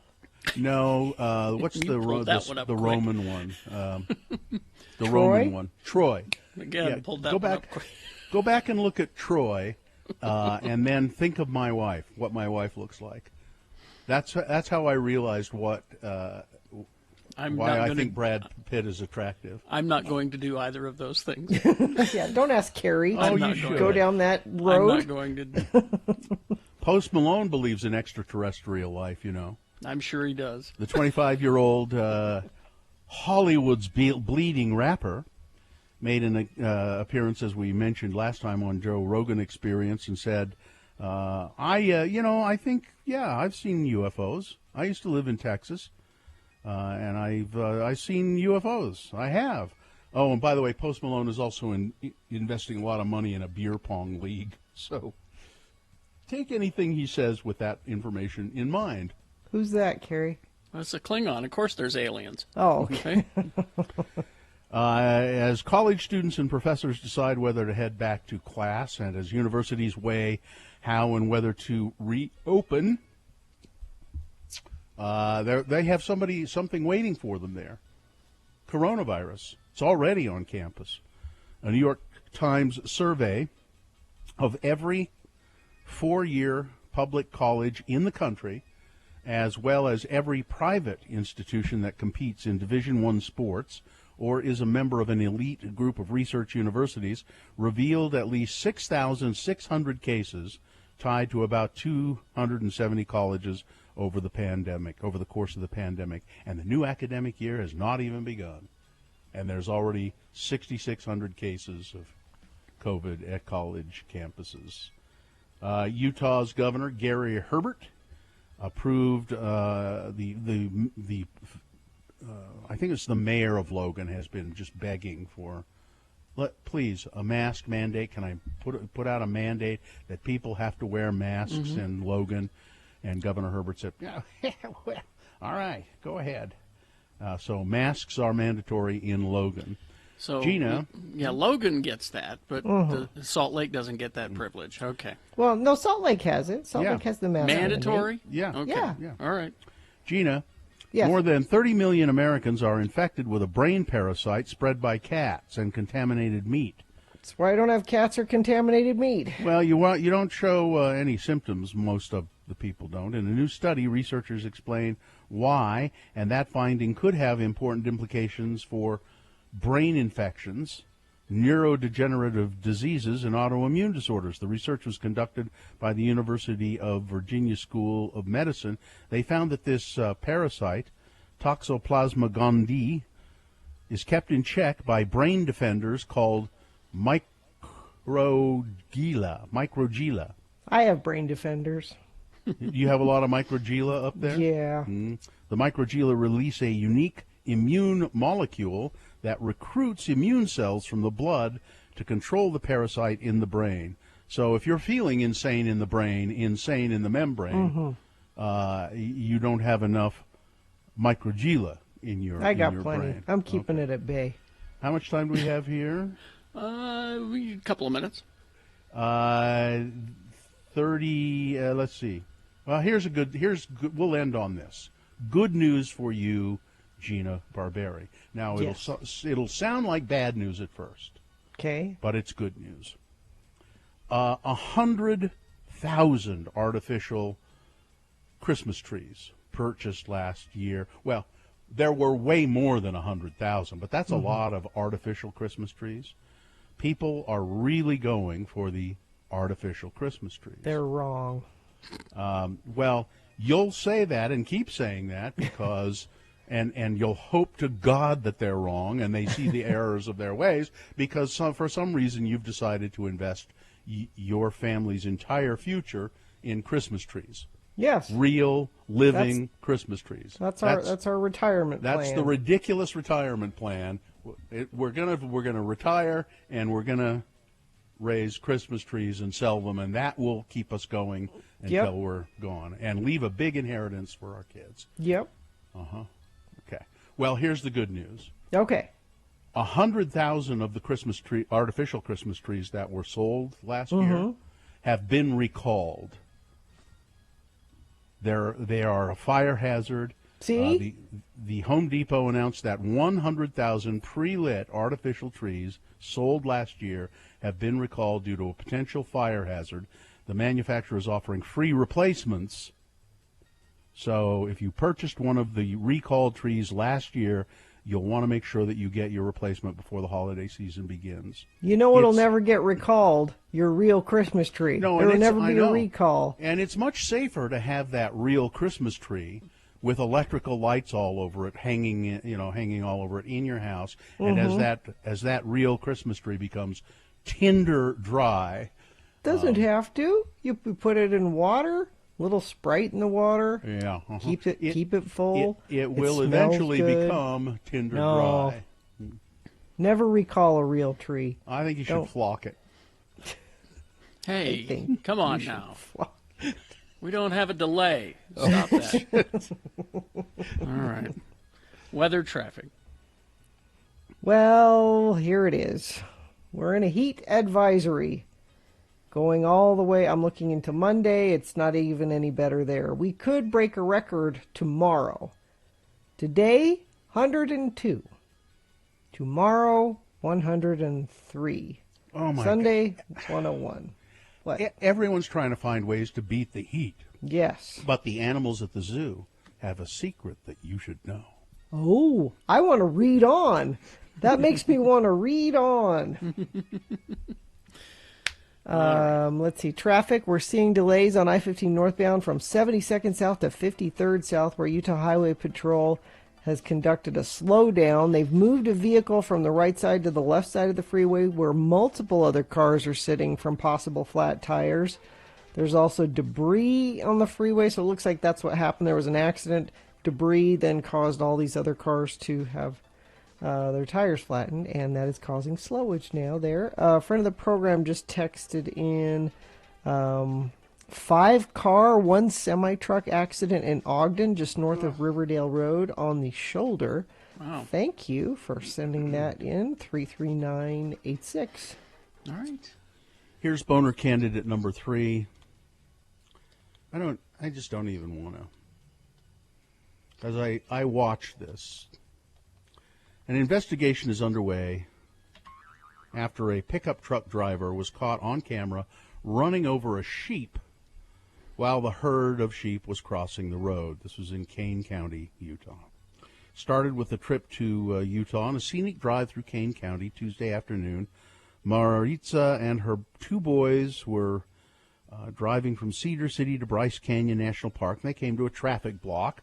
Oh, look, sheep. There's so many of them. Where are they coming from? One of the boys can be heard saying as Maritza filmed a herd of domestic sheep crossing the highway, blocking up cars on both sides. I actually thought a sheep was going to get run over for a second, one of the boys laughed, and then a few seconds later, one of the sheep did. Whoa, whoa, whoa, whoa, whoa, Maritza can be heard yelling as a pickup truck driver hauling a horse trailer continues accelerating toward a sheep, now running across the road. The sheep goes down, continues to roll under the truck and the trailer before coming out the other side. Oh, my God, did you see that? Oh, no. The driver just kept going, leaving the sheep injured in the middle of the road. And then they kind of drive, the people who are taking the video kind of drive alongside the sheep, and the poor animal is just sitting there, you know, kind of its legs folded under it, and it's alive, but it's just looking around like. I couldn't watch that. I couldn't watch that video. I was stunned. And I want to find the person driving this truck, because there are words that I can't use on the radio to describe them. It was just now the sheriffs are investigating, and they saw the video, and they said it could be days whether they determine whether or not the driver will face charges, but they're pretty sure they'll find the person, because, you know, it's a big old truck, a new truck, and I just felt that poor sheep. It was just so alone. Anyway, people are awful. Boner candidate number 3. Let's review the first two and vote. Boner candidate number 1. You can't have them things poking out here in Utah County. Woman claiming that she was body shamed while donating plasma in Utah County. Number 2, that'll put some distance between y'all. Florida man firing his gun in a hotel lobby over a lack of social distancing. And boner candidate number 3, this is why I try to leave the animal cruelty ones out, but this was just, I don't know. People are awful. All right, you've got to decide of these 3 candidates which one is the worst, which one deserves to go forward to Boner Fight and possibly become Boner of the Day.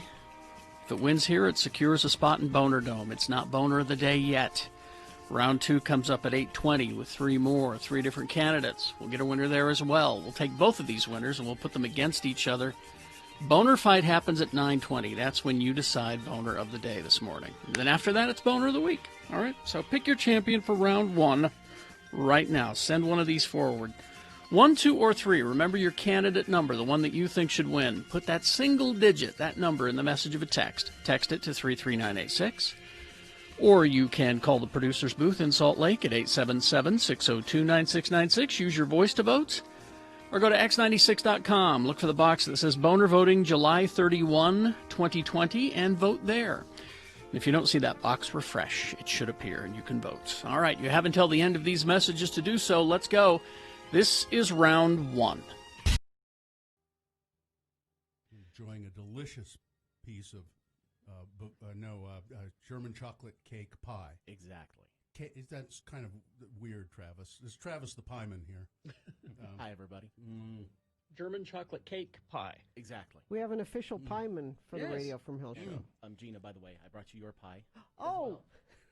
It's a pie in a box. It's the McDonald's. It's the pie that she will eat. We know she'll eat that. You're missing out. It's the one thing I have in common with Donald Trump. You're missing out. This is delicious. It's delicious. It really is, Travis. And also, Gina, since I couldn't get you pie, I got you something else. What? Well, you got me pie right there. See, Travis has got an... Did he? Yeah. Travis has been making stickers. Remain Seated podcast stickers? Uh-huh. I got the love graphic it. offline, was able to kind of jury rig a setup for it. So you've got some for the computer, for the laptop, for your car, whatever you want to do. I love it. Thank you. Travis, is it an Etsy store? Or where Yeah, is it's an it? Etsy store called Pieman Graphics, or if you search Pieman Graphics on Twitter, it now pulls up links that'll take you right where you need to go. You know, Gina, that those stickers have beard hair in them. Do they? Yeah, probably. That's okay. I'm not going to eat them. I try to pick them out, but picking out the beard hair makes it artisanal. This pie has beard hair in it, and it's delicious. It's just delicious. Well, my boys helped me with this one, and, well, the 11-year-olds. Yeah, Travis sells stickers on his Etsy site. That's awesome. He's been selling Geek Show stickers. Now, Travis, you it's Pi Day, right? What do you know about the mathematical symbol of pi? Anything? It's the magical number that lets you calculate many things in geometry. The time that they actually celebrate it today, or at least the big math geeks celebrate it today, is today at 1:59 p.m. because then you get 3.14159, which are the first numbers of pi. Wow. I know. It's really, you can get really geeky on this. So there's going to be math geeks at the bar at that time? At that exact time, they'll all raise a glass and they'll be good. And I mean, and there's little math things they come up with, too, where they say that, since there's 360 degrees in a circle, if you go to the 359th position of pi, there's 360 right there. If I understood math better, apparently it is this magical thing that you can calculate all kinds of things. It's an exact proportion that they figure is like a magic number throughout the universe. It helps things work. But we kind of adopted it too, is instead of just being pi as in the number, it's pi as in pie. Also, pizza today is big. I think Pie Pizzeria usually does some kind of special thing, or all the other pizza chains will do something special. I don't recognize the National Pie Day that they had back in January. Yeah, February. we tried to call you out on that day, and it's just like Valentine's Day. It's a setup day where Big Pastry comes out and wants to sell pie. Big pastry. Big pastry. They tried to co-opt it. Exactly. Right. There's only two pie holidays that I celebrate, and that is Pie Day and Pie and Beer Day on the 24th. Yeah. Yes. Because nothing's better than a fresh raspberry pie and a Pilsner. Now, Travis, I know you also have you lost your job some time ago. I don't know what you weren't fired, but it was I'm no longer employed. Yeah. And so right now I'm looking for anything that's either integration or implementation. What is integration? I do a lot of software. Okay. And basically it's taking large groups of software pieces or hardware pieces and putting it together for major companies. Okay. So I do integrations, implementations, support. So if anybody has something like that and wants an employee that can bring pie on potluck day. Exactly. Lots of pie. That's he's a great pie maker, and he knows how to do big software jobs. Travis, how do they get a hold of you? They can just email me at travislynnjohnson@gmail.com. Okay. And Raul down on the border, send us in the chat room a picture of one of your Trump stickers on his computer, I think. Yeah, I have a copy of the balloon Trump. The big balloon that they were running around England, and they brought it over to Los Angeles and into New Jersey. Yeah, I sell those on the site too. Pieman Graphics. Well, all right. Thanks. I just devoured the pie. One slice is enough. It's very sweet, but man, it's delicious. Thank you, Travis. No problem at all. Have a good one. Have a good pie day. You too.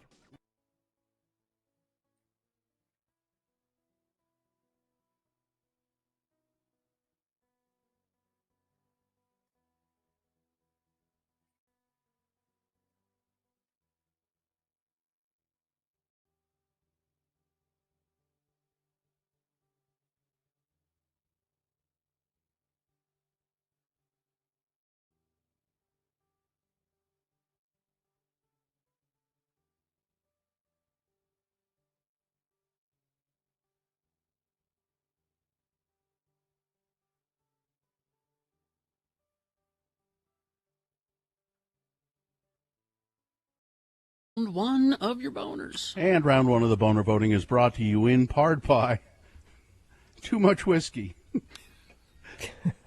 And SaniLast offers FDA-certified hand sanitizers that disinfect as well or better than most sanitizers on the market. Continues to kill bacteria and viruses on contact for up to 24 hours. SaniLast.com.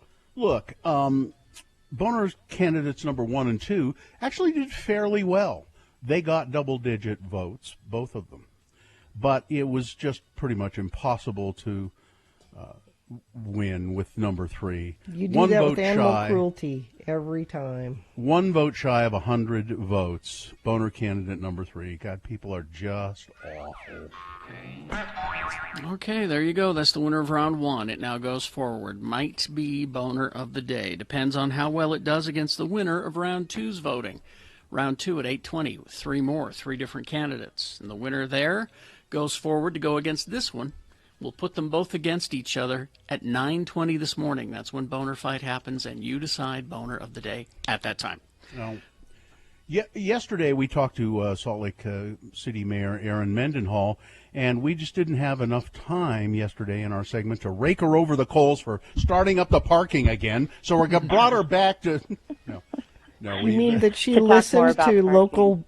She listened to local business owners who asked her, and she responded because that's what really, you're mad at her for. Really wanted to talk more. You just can't win, No, you can't. But we really wanted to talk about some more about policing here in Salt Lake. And thanks for coming back again today, Mayor Mendenhall. Thanks for having me. So it's all been, the policing, Black Lives Matter, defund the police. It's all been up in the air. And I saw a story that you had been talking to Salt Lake Police and working with them and talking to them about some things that might be done to improve policing in our city. What's going on with that? There's a lot going on with that right now. We have we also put together the Commission on Racial Equity in Policing, which is community members, backgrounds, experiences across the spectrum, but all wanting to see reform in Salt Lake City Police Department and generally across the nation. But we've tasked them with looking at Salt Lake City Police Department's budget, culture, and policies, and then bringing recommendations over the next months and even up to a year back to the City Council and myself to make improvements in Salt Lake City government when it comes to policing. But right now, and simultaneously, we've been working on some police policy reforms. That includes use of force. We're looking at Camden, New Jersey, and the FBI and some other really progressive policies nationwide around use of force. No-knock warrants is another one. Our numbers are already quite low compared to other departments, and they have decreased over the last few years, but we still want to look at the policy to see how we can improve it to further tighten down on instances where no-knock warrants are used. Mm-hmm. Our body camera policy is pretty extensive, but we want to improve transparency around how and or rather why officers disable and increase potentially the consequences for officers who disable their body cameras. There's consent to search, and we want to increase our transparency and make that more clear. There's some forms that we give people, or we're supposed to give people when a police officer is going to search. We need to make sure those are readable, that they're translated if necessary, and that they're clear to the public. There's several others, but I'll pause there and see what your thoughts are. Yeah, I wanted to ask about, is there any way to deal with the fact that the police are often called upon to do things that they really shouldn't be doing, to deal with mental health issues, for instance? Yes, absolutely. And the police have been, over the last many decades, really over my lifetime at least, with the defunding of mental health and the lack of support and access for many people, even most people across the country, to adequate mental health support services. So police officers become therapists, they become marriage counselors, they also become park rangers and other forms of not what we would normally have called policing in the past. And I think our officers will also appreciate not being called on to do the kind of work that isn't necessarily policing work. So we're looking at how we might be able to use our 8 social workers that are in the Salt Lake City Police Department, which is something unique to our police department compared to others around the state. How could they go out in a way that, because they go in a co-responded model with an officer, how can they go out in a way that it doesn't trigger individuals who are in mental health crisis? What's the appearance of that officer? What kind of vehicle do they arrive in? The language that's used. And I know that this is a conversation our police department and our social workers are engaged in with us. There's also the MCOT team at the University of Utah, who's another tool around mental health support that we should be using more of. Are the police generally receptive to this? Or, sometimes when you start getting put under the microscope, and the tendency is, and we all have that tendency, to get defensive and say, well, if you don't like the way we're doing things, then, or are they being receptive to it? And They have been incredibly receptive to it. And when I talk about our police department being, I think, the best police department absolutely in the state of Utah, and if not in the nation, and that isn't because we don't make mistakes. It isn't because there isn't a need for reform. It's because of the culture and the attitude that they want to make improvements. They're willing to look introspectively. They're willing to unpack problems that have happened and make intentional steps to correct those. So that's the work. That's the way they've been coming to this work. They'll be working with the Commission on Racial Equity and Policing to make sure that the changes that are recommended actually work legally for us within the state of Utah and the state statute about what cities can and cannot do. But they've been absolutely a partner at the table, and they have to be.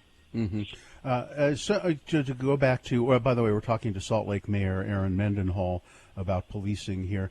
To go back to some of the things that policemen have to respond to that maybe they shouldn't, domestic violence is one of those situations where perhaps a policeman has to be along to protect the people that are responding and the people who are in the domestic violence situation, but the policeman does not necessarily have to be the first responder. No, Bill, that's wrong. It can be a domestic social violence worker. Is the most dangerous call police officers go on. Gina, what I'm saying is that there should be a police officer there, but that police officer maybe is not the first person who is.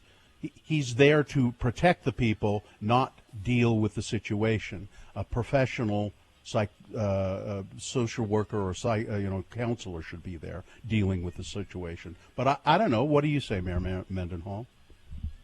Yeah, I agree with both of you. Gina's right that it's an incredibly dangerous situation. You know, Ogden lost an officer just back in June. It going into a domestic violence call. We had a fatal domestic violence incident in Salt Lake City earlier this year before COVID started. So our social workers, the 8 of them in the department, none of them are comfortable or interested in deploying without an officer with them. They've seen enough and experienced enough that they do want that officer there. Sure. And I think it's case by case who goes in first, what the situation is. Are people indoors? Are they in a backyard? Are they in a vehicle? And those circumstances change at with every call. So I think it's really difficult to say that the officer can or cannot go in first. And we really have to rely on them as the experts working with the social workers. But you do send out expert social workers now as a matter of course. Yeah, and we are looking. What I need to know more of, what we all need to know more of, is are they sent out on as many calls as we could use them for? So we're looking at our past case history to see, could we use them more? Are we being duplicative with the University of Utah's MCOT team? How can we reach the people who need mental health help, or even homeless services when we're doing outreach in that regard? We always try to, and that's really a big place of where our social worker came from. We hired social workers about 5 years ago in the city because we recognize that we don't need police officers responding to all of these situations that they really aren't trained to respond to. Yeah. Mayor Mendenhall, we got to go here pretty quickly. I know the flag input is still going on, right? It sure is. Did you vote on it? I did. I like the beat. I haven't. I will. I will today. I promise. We've had almost 6,000 submissions on giving us their opinion on the flag. So it's open until the third week of August. Hop on to slc.gov/flag. Tell us what you think of the 8 flags that are up there, and we will have a new one hopefully by this fall. You'll have 6,001 respondents as of today because I'll do it today. Hold you to it. All right. And then what about the damn parking meters? We did that yesterday. All right. August A little 12th, scratch behind the ears for your kitty that we can hear there, Mayor Mendenhall. I'm sorry. My that's okay. coworkers are very audible. When are they going to start doing the parking enforcement? Somebody asked me that, and I August didn't. 12th. August 12th. Okay. Okay. All right. Thank you. Thank you, Mayor Mendenhall. Okay. Thank you, Mayor. Thanks for Talk to having you. me. Talk to Bye-bye. you next time. Bye-bye. All right. Traffic, Gina, please. Yes, that bad crash with debris along the highway, I-15 northbound, 72nd south, 53rd south. Actually, it seems like the debris has been more of the problem because it's been popping tires. There's at least 5 cars off to the side of the road where they were dealing with that. They've now closed the HOV lane along with the left shoulder. Traffic now is backed all the way to 106 south in Sandy. So that's major issue for folks around I-15 northbound there. Also, I-15 northbound approaching 31st Street in Ogden. Traffic is backing to the I-84 merge. I believe there were several cars and a semi involved in that accident. So a couple of big issues this morning. If you see something, you need to text it to us, 33986, and I'll pass it along. All right. Thank you very much. We will take a break. We will be back. Round 2 of your boners coming up. Best question is on the way. And County Mayor Jenny Wilson on the way as well. Stand by. KXRK Provo.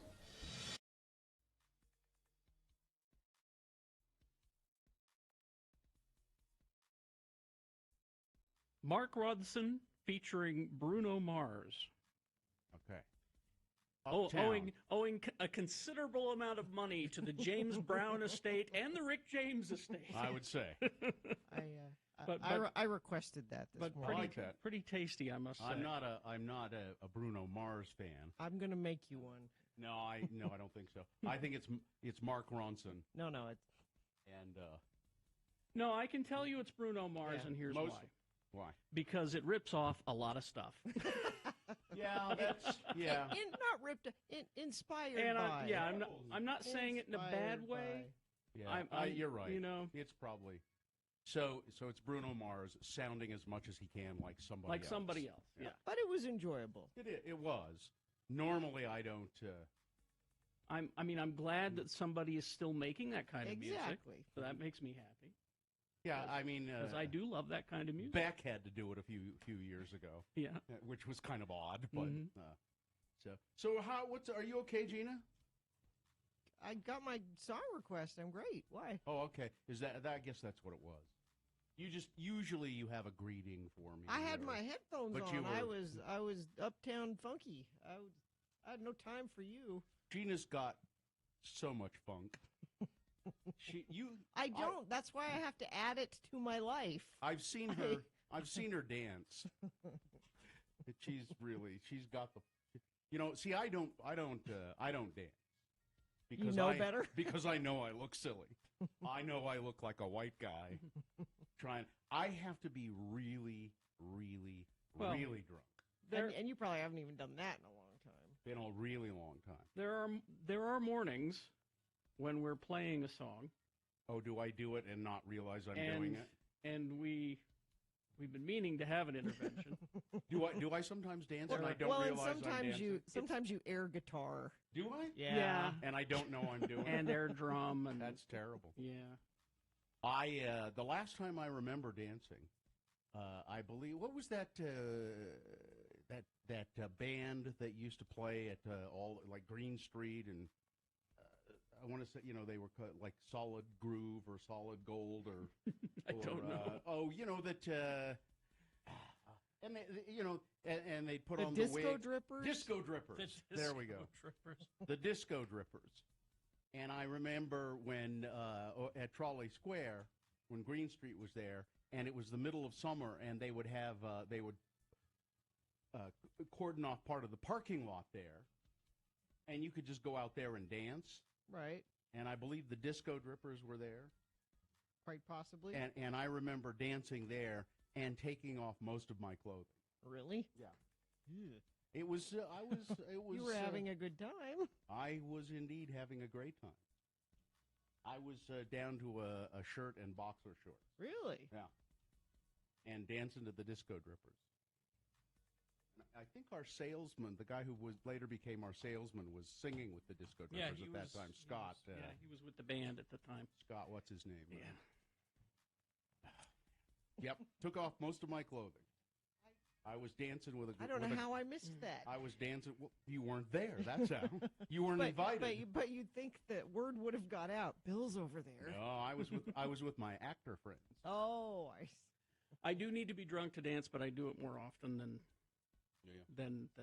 I was wedding in Idaho was the last time. Oh, I think I remember you talking about that. Yeah. Well, there's video evidence of this, and it's a bad thing. Well, let's face it. I have seen people, white people that dance well, but we are not among them. I think no, not among them. And I think you get a pass at a wedding. I don't think anyone's gonna. Yeah, because I often make passes at people at weddings.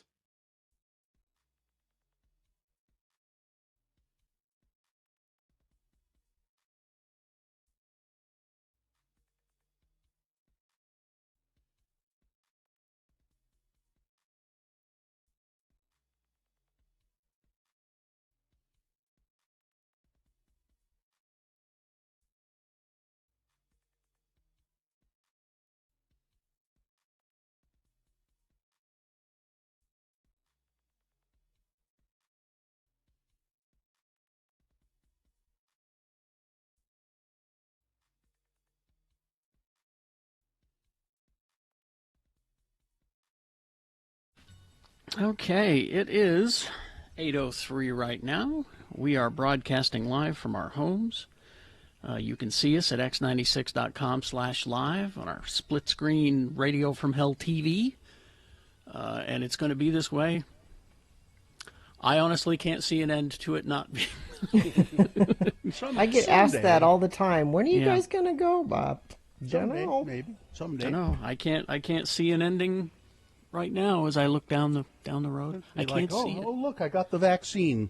Yeah, look, there we go. Yeah. All right. So we'll continue to do this as we have been for how many weeks now? 17? I think it's 17, yeah. 122, 23 days, something like that. All right. Which is a drop in the bucket compared to the number of shows we've done, but that's true. We're coming up on our 7,500th episode show sometime in early September. And trying to figure out an online way to celebrate that. Yeah, because we can't have a party. All right. Well, let's. Is this a sponsored feature, Gina?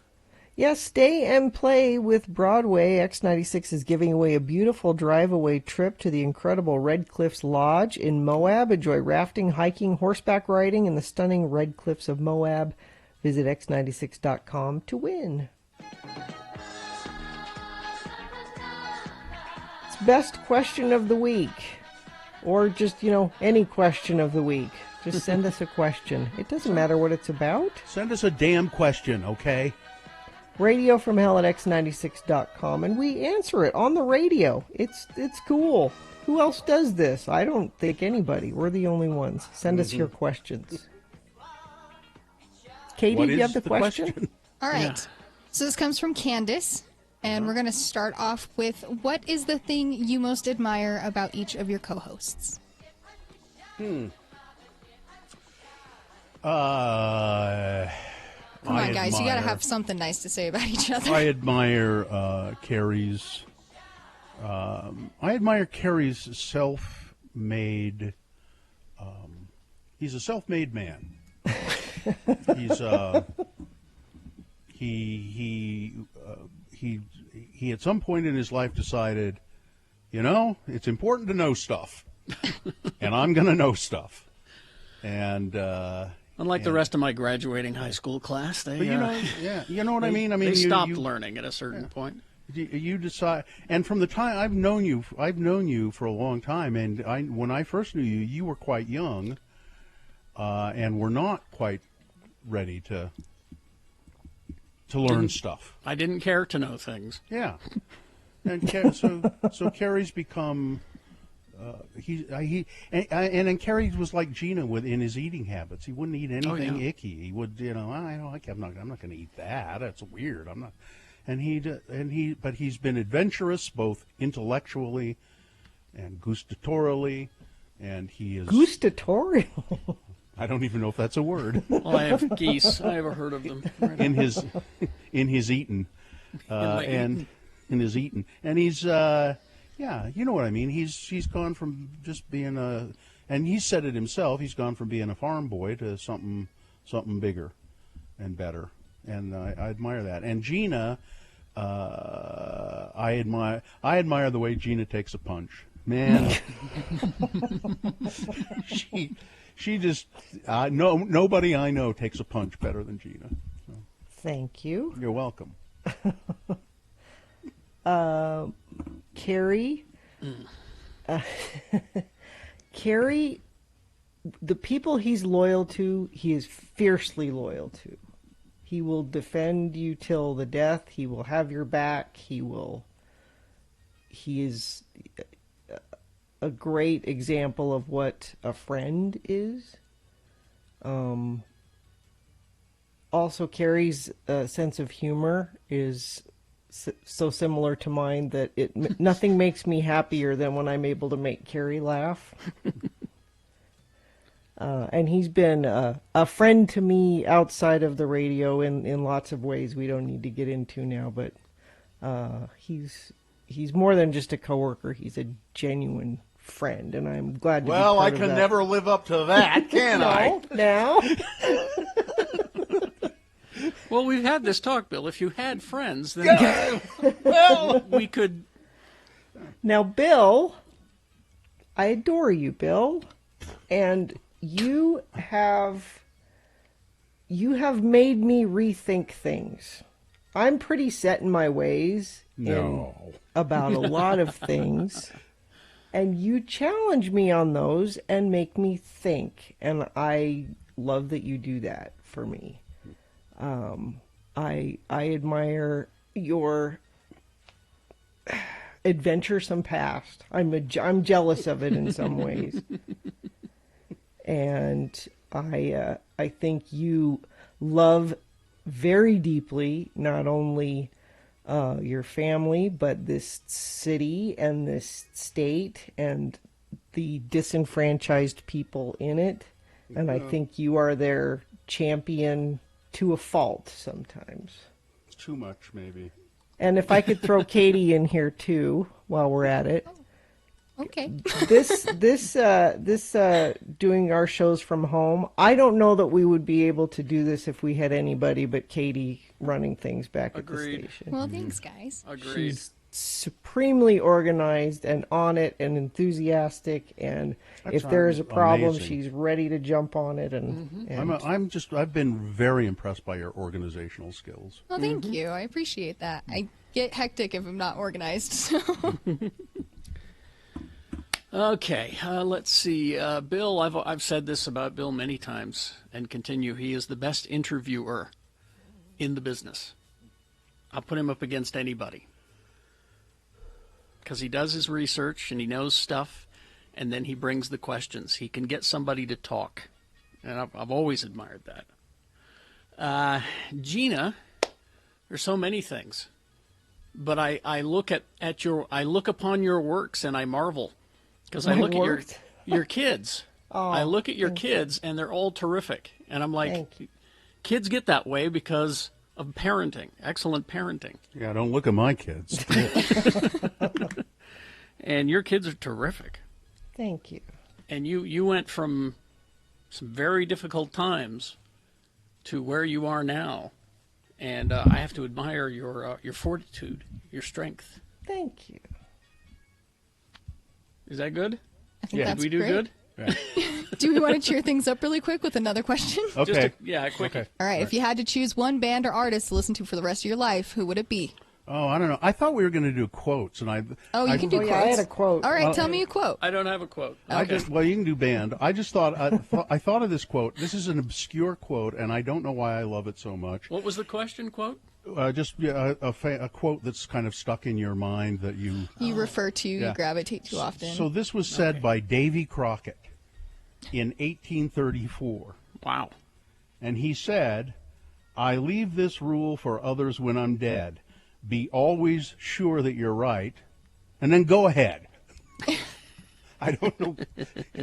Don't do it before. But if you're sure you're right, do it. Go ahead.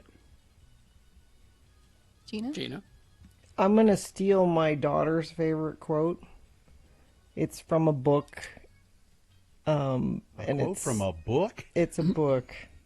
And it's, one day he met a Wemmick who was unlike any he'd ever met. She had no dots or stars.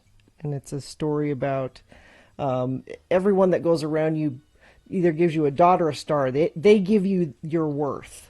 Oh, you get a star. Oh, I don't like you. You get a dot. And there So was they this rate 'em. one. Yeah, they rate them. And there was this one creature that every time anybody tried to stick anything on him, they wouldn't stick because that Wemmick was saying, you can't tell me who I am. I tell you who I am. Mm-hmm. Nice. Well, that's good. Mine comes from Buckaroo Banzai. I know what it is. I fall back on this one all the time Yeah, because I it's a good encounter people who say, I hate it here. I'm going to go somewhere else. And I always remind them, well, just remember, wherever you go, there you are. What I'm saying is that you need to change up here as opposed to your scenery. I have mine tattooed. What's It's right on yours, my Kate? shoulder. What does it say? And it says my sparkling moon's keeping me alive and well. Oh, that's nice. Yeah, that's nice. Carrie, I thought you were going to go with the. I think it's Hunter Thompson when the when the going gets weird, the weird turn pro. Yeah, that's it. Yeah, when the That's also a good going one. gets weird, the weird turn pro. I was going to say it just kind of sprung that question on me, so I didn't have a chance to think about it. But the wherever you go always comes up. I like it. Or Best infinite- questions, send them to us. You see what can happen when you send us a question? radiofromhell@x96.com. Or infinite diversity and infinite combinations, IDIC. It's a Star Trek thing. You wouldn't understand. Anyway, let's move along. We got round 2 of your boners coming up after these. Here are the candidates you will be considering. Number 1, our town is LGBT free. It's free. Boner candidate number 2, ass hat. And boner candidate number 3, I've never even been vaccinated. All right. Round 2 of your boners coming up along with Big Boy News and Opinnuendo. After these, X96.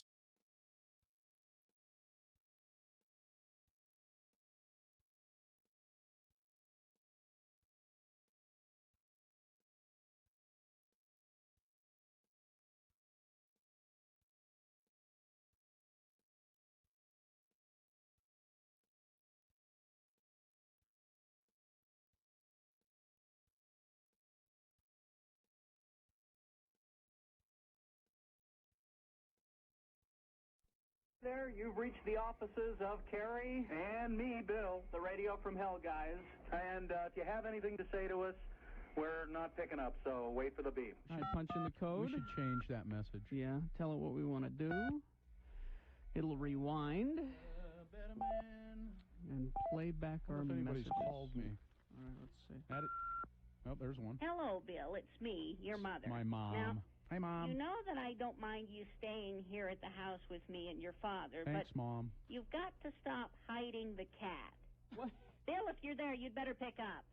Bill, Are you hiding? where did you put that damn cat?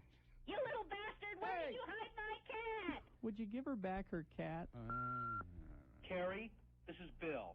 And because you refuse to talk with any of your family or friends about this, Don't they've listen to asked this one. me to be their spokesman. Well, and because you won't talk to me about it face to face, I'll do it here on the answer. Why? I forgot Carrie, this. please, don't have the surgery. Oh, come on. Think about it. We're not talking about something that's temporary. This is major surgery. Don't do Once you it. have this done, you can't go back to the way you were. This is It's forever. nobody's business Please, but mine. If you all won't right? listen to us, please talk to your therapist about it. I already don't have. have the surgery. Would you just Bye. look? This is I'm none of sorry you guys. that was on the air, but None of you guys' business. Hello? hey, it's my dad. Bill, it's me, That's Warren. Warren. Yes, I'm your father. father. Yeah. Now, I know I don't talk very much, but I'd like to say that I'm really grateful that you've done something with your mother's cat. Cat. I really don't care for that cat. He doesn't like the It's cat. always trying to sleep on my face and suck my breath out. That's true, actually. What he's eating there? Jeez. Hello, this is Dr. Stevenson's office calling for Carrie Jackson. Oh. Mr. Jackson, I called to tell you that OR has been scheduled for your surgery. Oh, good. The operation will be January 23rd. That's a Monday. Hey, come on, Report to Carrie. hospital check-in at 12 noon. 12 noon. Surgery is scheduled for 2:30 in the afternoon. Okay. Your What a estimated dope. hospital recovery time will be about a week, You're a depending on dope. how fast you Hey, heal. shut up, If you all have any right? questions, please call us You're here a at the dope doctor's to do office. it. This is Thank you. nobody's business but mine. You're a dope all to right? do it. Hello, Mr. Allred. This is Bob Appleby, head of product research and development for the Loveco Cosmetics Company. Are you selling We'd co- like to thank you for the donation of the fine cat.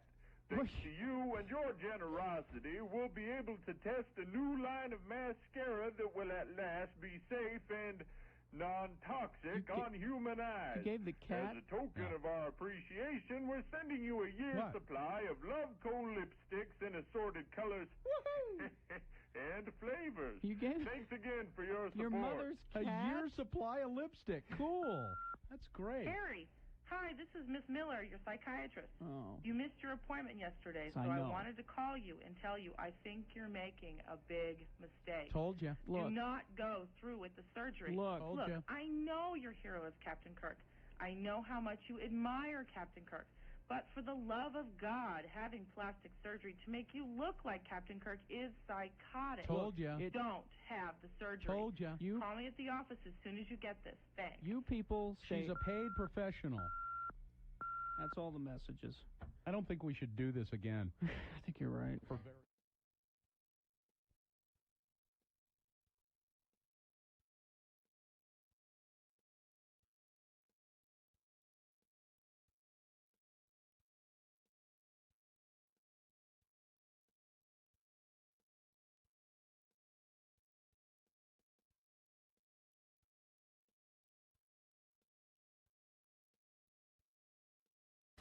$8:19 right now, and we are broadcasting live from our respective basements, bunkers, and bedrooms, and attics, and all of that.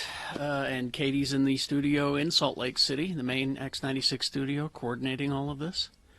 And it's going to be this way. This is the new normal. This is the new normal. And my printer still doesn't work. Anyway. Well, that's the old It's normal. really throwing me off. My printer not working is really throwing me off. It's screwing up Is it everything. just not that I've got talking going. to your? I know. It's not. Well, we replaced the router, and that's where the problem began. It worked after we replaced the router, but then the next day it stopped working, and now it's not talking to my computer, and the computer is not talking. It's a whole. I need a smart and the person reason to it come thro- in. And the reason it throws you off is because a little part of your mind is always going, "What's there with that printer? What's going Yeah. on? I got Exactly. I've restarted it. I don't understand. Anyway. Yeah. All right, let's get to round 2 of your boners, presenting to you now 3 news stories. These are examples of bad, stupid, funny human behavior. You will decide with your vote of these 3 candidates. Which one is the worst? Which one deserves to go forward to boner fight and possibly become boner of the day? If it wins here, faces off against the winner of round 1's voting. We did that an hour ago. We'll take both of these champions and put them against each other at 9:20 this morning. That's when boner fight happens. That's when you decide boner of the day. And so you got to pick a proper champion here for round 2 to send forward. Choose strategically. 2 candidates now, a third after the news. Once you've heard all 3, then you will vote, and one of you lucky random boner voters will receive. I can't buy it, gotta win it. Radio from Hell boner T-shirt. We've got boner candidate number 1 here, and would you reset Gina's camera, Katie? I think we all are a she's- little off, actually. It's starting to have as the sun is coming up. As the sun is coming up and people are starting to use the internet more, we're going to have these problems because we got upgraded. Yeah, we are. We're starting to. We're off. It's a phasing problem. I don't know if you all are hearing it on the air right now, but you will eventually, because it's going to get worse. Yep. All right, go ahead with All right, candidate let's, number 1. Number 1, our town is LGBT free. This is bizarre in any number of circumstances, or for any number of circumstances. The European Union will not be providing funding to 6 Polish towns. Good. Why? Because they have declared themselves LGBT-free zones. There are no gay people in these towns. If you are a gay person in the town, you have to leave. We get rid of you. This is a rare financial sanction of a member of a nation for issues related to equal treatment of citizens. While the amounts of money being withheld are pretty modest in the long run, from $6,000 in one town to $29,000 of assistance for another town, the exclusion of the towns from funding for a program that connects local communities across Europe was intended to have a deeper symbolic resonance. EU values and fundamental rights must be respected by member states and state authorities, said Helena Dalli, the European Union Commissioner for Equality. The Polish authorities that adopted these LGBT-free zones, or family rights resolutions, failed to protect those rights, she wrote, and their funding applications have therefore been rejected. I'm glad they did that. That's the right move to take. But that these 6 towns in Poland have decided to declare themselves, I would have thought these would be small towns in southern Utah somewhere. But no, it's Poland. Well, don't they see, that any time that there's a gay community in a town, the property values go up? I mean, you'd think they'd be inviting it. We don't want them here. They don't want to mine the coal. Boner candidate number 2. Oh, boy. Asshat. Utah Senator Dan McCay has come under fire for deriding a female legislator on Twitter, including from a Democratic colleague who labeled him, quote, an asshat, and accused him of sexism. It happened after Representative Suzanne Harrison said on social media that she was frustrated. This is a quote, I'm frustrated that I have to decide whether to send my kids to school in person or online education for my kids in the midst of a pandemic, end quote. Our teachers and schools are in an impossible situation because of a lack of effective leadership or a plan from national and state leaders, she went on to say. Here's what McCay responded on Twitter. Don't be so hard on yourself. You're new at this. You'll get better. What an ass. Really? No, not an ass, Gina. An ass hat. McCay was immediately engulfed by Twitter responses criticizing his jab at Harrison as sexist and belittling, including from Representative Andrew Stoddard of Sandy. Vote Suze is one of the hardest working legislators and all-round best people I know, Stoddard wrote. And she does that in spite of near constant criticism from asshats like this. Now, she's a physician, too. Yeah. I think she was on our show once quite a long time ago, as a matter of fact. Mr. Stoddard, who referred to Dan McCay as an asshat, later went out and deleted that tweet and said, I'm sorry, I shouldn't have used the word asshat. It's really not the right thing to do but I stand by the sentiment of what I said. He was being demeaning and sexist. But I think asshat is appropriate. Mm-hmm. And somebody said to me, well, what is an asshat? And I said, come on, really? It's a hat that you put on an ass. It's not a compliment. No. Boner candidate number 2. Coming up in a moment, boner candidate number 3. Why, I've never even been vaccinated. All right, boner candidate number 3 for round 2. Coming up after this, Big Boy News and Opinioendo, brought to you by... During the month of July, Scott Hale is offering a $29 AC tune-up. Call Scott Hale, 801-264-HALE.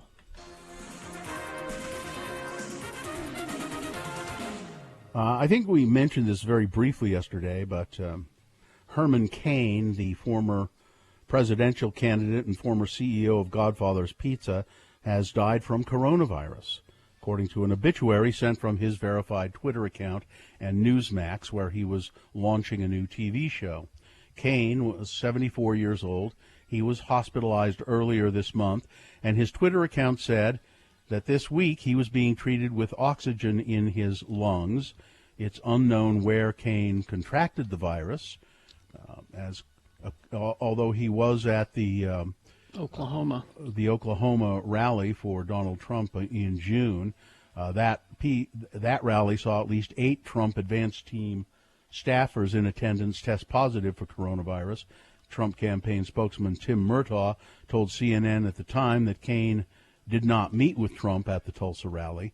Cain announced his Republican candidacy for president in 2011.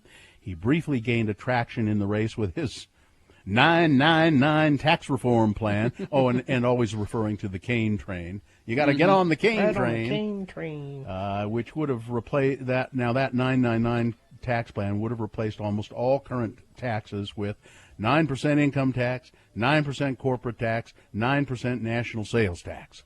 After about 7 months, he dropped his bid for the GOP nomination amid sexual harassment allegations, which he continued to deny. Herman Cain. Lori Loughlin has, and her husband, Massimo, have sold their home in Bel Air, California, to the co-founder of Tinder. The celebrity couple, who pleaded guilty earlier this year to college admissions scandal, sold the house to the Tinder co-founder Justin Mateen for $18.75 million. The property was listed for $28.7 million originally. The house got has it for a bargain. Yeah. Listen, you're facing jail and you need some quick cash. Mm-hmm. The house has 6 bedrooms, 9 bathrooms. Loughlin and Giannulli, Massimo, purchased the home for $14 million 5 years ago, suggesting they'll likely take a net loss as they spent a small fortune renovating the property during their stay there.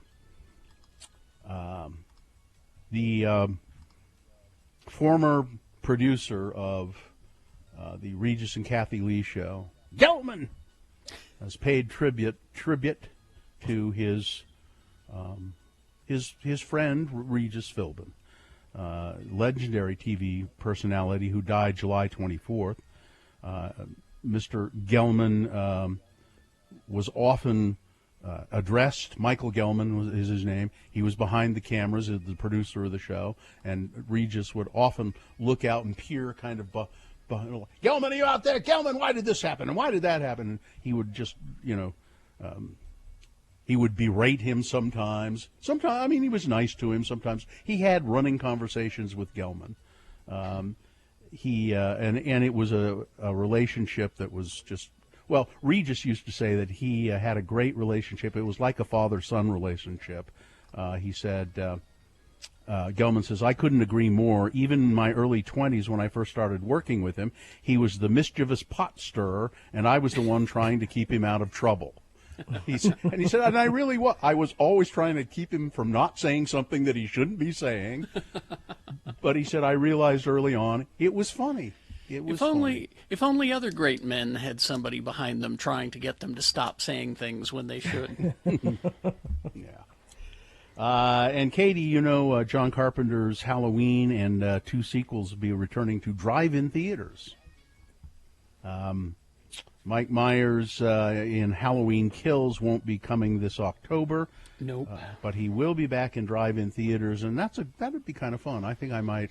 I guess they'll do a horror triple drive-in. Yeah, I think maybe they'll do a triple bill. That'd be kind of fun. Maybe we should all go. I'm in. In our respective cars. I'm in. And go. So my son went to the drive-in a couple of nights ago. I forget what the 2 horror movies they were showing are at the Redwood. What? I am so off about this movie thing. Yeah. I forget what Katie, they were. there's your weekend. But, so Yeah. he's not been to the drive-in really since he was a little kid, and he was very worried because he gets worried about things. He said, I need a battery-powered radio, and we really don't have one anymore because they don't have the old to go speakers. To a drive-in? Yeah, they don't have the old speakers No. that you pull in through the window anymore. But you have a radio in your car. Well, he was worried that if you put it on auxiliary for 2 movies and listen to the radio for 2 movies, the battery would die. Well, that's why you restart your car every so often, or you have a battery pack like I do that can jumpstart a semi-truck. Yeah, well, so and I told him, so I found a radio that had a battery, and I said, but you could probably get through one movie and then start the car and run it for 5 minutes, and you'd get through the other movie. But even if you didn't, you have AAA. So it would be kind of an adventure. There you go. And he said, I have a date. I don't want an adventure. Well, also at Redwood, I have a date. I don't. My car did die at a movie once at Redwood, and they have workers that come around and will jumpstart your car. They expect this to happen. So, also, I think it was. Now, if I'd known that. Yeah, I also think it was the Goonies and That's what it was. Gremlins that he saw. That's what it was. Goonies and Gremlins. Yep. Yeah. Let's see. Oh boy, people are just awful, aren't they? A poacher who confessed to killing a rare silverback gorilla in Uganda in June has been sentenced to 11 years in prison. They could just leave him in there for his life, as far as I'm concerned, on charges of illegally entering a protected area and killing Rafiki, the silverback gorilla. He was the leader of a group of more than a dozen gorillas known as the Nkringo Troop, which had been popular with visitors to the area. People like to come and sit and get as close to them as they can and just watch them, the gorillas. But this guy shot him. Rafiki was believed to be about 25 years old when he went missing on June 1st. And there's a picture with the story of. Oh, there's a baby gorilla. Carrie, you should look this up. A baby gorilla, a new baby gorilla has been born at Hogle Zoo. Oh, really? And it's just a tiny little thing. There's a picture of him in the paper today. And the mom is holding the baby gorilla, and they hold them like humans hold their babies. They're like people. They're like they people. Cradle them. And, I was looking at a book the other day that had a close-up of, this wasn't a gorilla, but it was an orangutan. And it had a close-up of this orangutan's face, an older male. And he was just kind of looking into the distance. And there's a lot going on there in that face. Oh, sure. There's a lot of, that is a sentient, thinking creature who's considering the universe about him. And if you go to the zoo and you look in the face of the gorillas, which I find heartbreaking, I can't do it because they're in captivity. But if you just look into their eyes, those are pretty close to as much as human eyes as you'll see. It's just amazing. It's amazing to me. But we put them in a zoo, or we have poachers who kill them. Yeah. And Matthew McConaughey says he's going to turn his journals into a book that he's going to publish. It's going to be called All Right, All Right. You made that up. I did. He said, I've been keeping journals since since the first time I learned to write. When I could make letters, I started keeping journals. Little baby Matthew McConaughey? Yeah, I was just a little kid, and I started writing, and I write my journal every day, so I'm going to release all my journals, kind of edit them down, and it'll be called All Right, All Right, All Right. Chapter 1, My Teacher Sucks. All right, let's sports weather traffic. Go ahead. Yeah, we had basketball last night. Official, real, it counts and everything. And the Jazz won. They beat New Orleans 106-104. And a great start to the game. The NBA has gotten this right. They've gotten it right as far as coronavirus goes. They're in their bubble. They've had no positive tests recently. And they also have gotten it right with how they're handling the Black Lives Matter. The entire team, both teams, coaches, support staff, all kneeled during the national anthem. They locked arms together. It was a beautiful scene, seeing that all together. And I wish that the NFL and Major League Baseball could follow suit with that and take a hint from how the NBA is handling it, because they're doing it very well. Weather, not doing very well, unless you love the heat, because we have a heat advisory going all the way through Monday. We could hit some records today, tomorrow, Sunday. We've got a high of 101 today, 103 tomorrow, 101 Sunday, 100 on Monday. So that's super good fun. Traffic, I haven't had an update on that multi-vehicle incident in Murray. Last one I got was about 40 minutes ago, and at that time traffic was back to 106 South in Sandy. So if you're stuck in that, or if you've recently started moving through there, if you could let me know, that would be great. Text it to us, 33986. All right. All right, here we go with Boner. Huh? Are we good? Go ahead. Boner candidate number 3. I've never even been vaccinated. Our good friend Wade Taylor sent me this. Denver Nuggets forward Michael Porter shared a wild conspiracy theory about the COVID-19 pandemic and claimed, I've never even been vaccinated, on a Snapchat Q&A Tuesday night just before the NBA season was scheduled to resume. Mr. Porter, who was in his first season playing with the Nuggets after missing the entire 2018-19 season recovering from a back injury, claimed that the coronavirus is being used for worldwide population control and that it's being overblown. Personally, I think that the coronavirus is being used for bigger agenda, he said. It's being used for population control in just terms of being able to control the masses of people. Because of this virus, the whole world is being controlled. You're required to wear a mask, and who knows what will happen when this vaccine comes out. You might have to have the vaccine in order to travel. That'd be crazy, he said. And he also claims, I've never been vaccinated in my life. I've never had any shots or anything like that. Really? The internet was supposed to make us better, and it didn't. No. Boner candidate number 3. Excuse me. I've never even been vaccinated. All right, let's review the first 2 and vote. All right. We have Boner candidate number 1. Our town is LGBT free. We've kicked out all the gays because they don't want the coal mine. Well, I'm sorry, towns in Poland. Your money that you had applied for from the European Union is being withheld because you did that. Boner candidate number 2, asshat.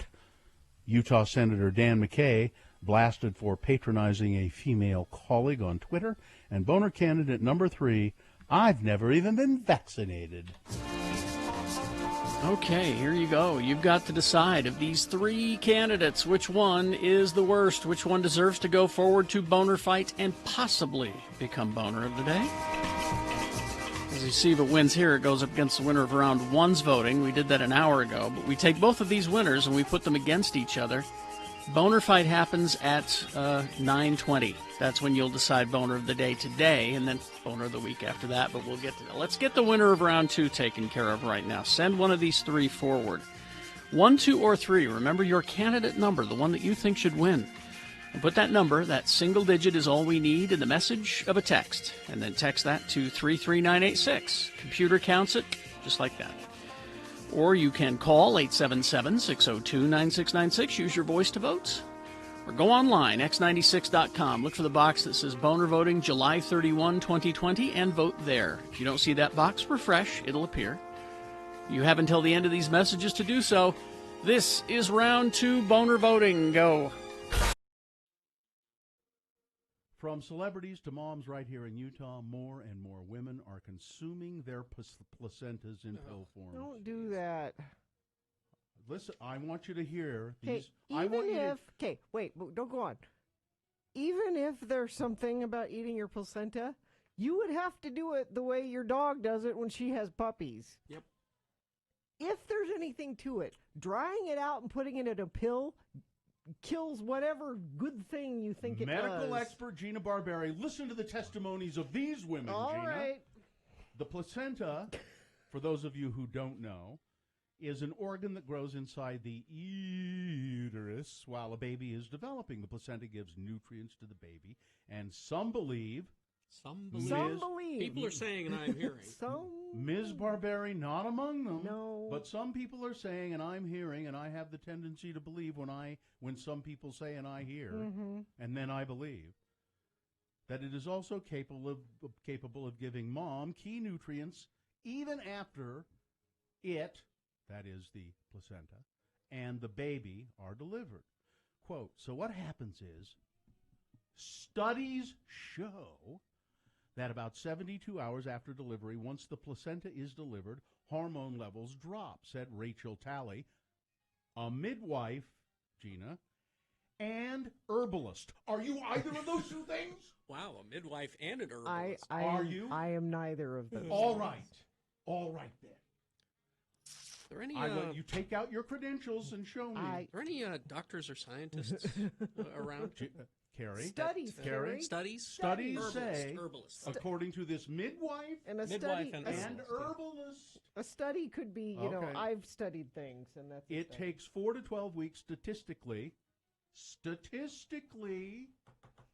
said an herbalist and midwife, for the body to and the endocrine system to start producing these hormones again. So what we're really doing is natural hormone therapy. After Miranda Hansen delivered her second child, she said she felt the despair of postpartum creeping back in. The first 5 days was like a flashback, she said. But after taking her first placenta pill, she says, so here's evidence right here, Okay. the symptoms softened in just 20 minutes. It was like this fog that was lifted, she said. It was like a breath, like it was totally like, I could just like feel like it was clear. It was Couldn't like possibly be that amazing. you were thinking that would happen, so it happened. Oh my That God, you are so negative. Miranda says she bonded with her baby, got back on her feet quicker, and dropped her baby weight faster after taking the pills. Other moms, like Melinda Dratchell, also weighed in. I'm a big fan of Western, like modern medicine, she said. I'm all about the epidural, which I know you are, Gina. Big fan of the epidural. But she said the placenta pills worked for her. It was a little strange at first when I started And talking. they kept the taking them. cougars away, and they kept Rachel Talley charges, midwife and herbalist, charges. What are you charging for this advice, Gina? Huh? It's free. She charges $250. Okay. How much and does she that's what it's charge? worth. And that's what it's worth. How much does she charge? I'm That's curious. what your advice is worth. Because her advice, midwife and herbalist, $250 for her services. She said a placenta typically yields about 200 to 300 pills. Some hospitals won't release the placenta, but if they do, and if it's handled correctly, the health department said they don't see a risk in consuming your own placenta, but they do caution folks not to share their placenta with somebody else. Please let me have some of your placenta. No. Come on. No, don't share. No placenta sharing out there, okay? Rachel Talley, midwife, herbalist, and placenta encapsulator. And making money off of it. She is. Wait, that couldn't possibly have anything to do. She is a placenta encapsulator as well. A placebo encapsulator. Yeah.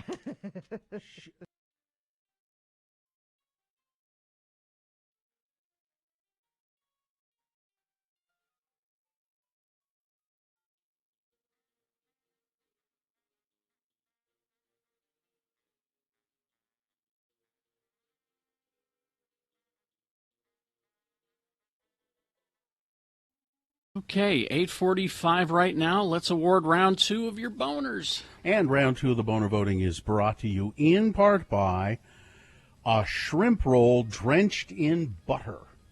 And Moochie's would like to thank their loyal customers for supporting their locally owned and operated stores. Moochie's is offering free delivery or pickup within designated areas. Call your local Moochie's to order.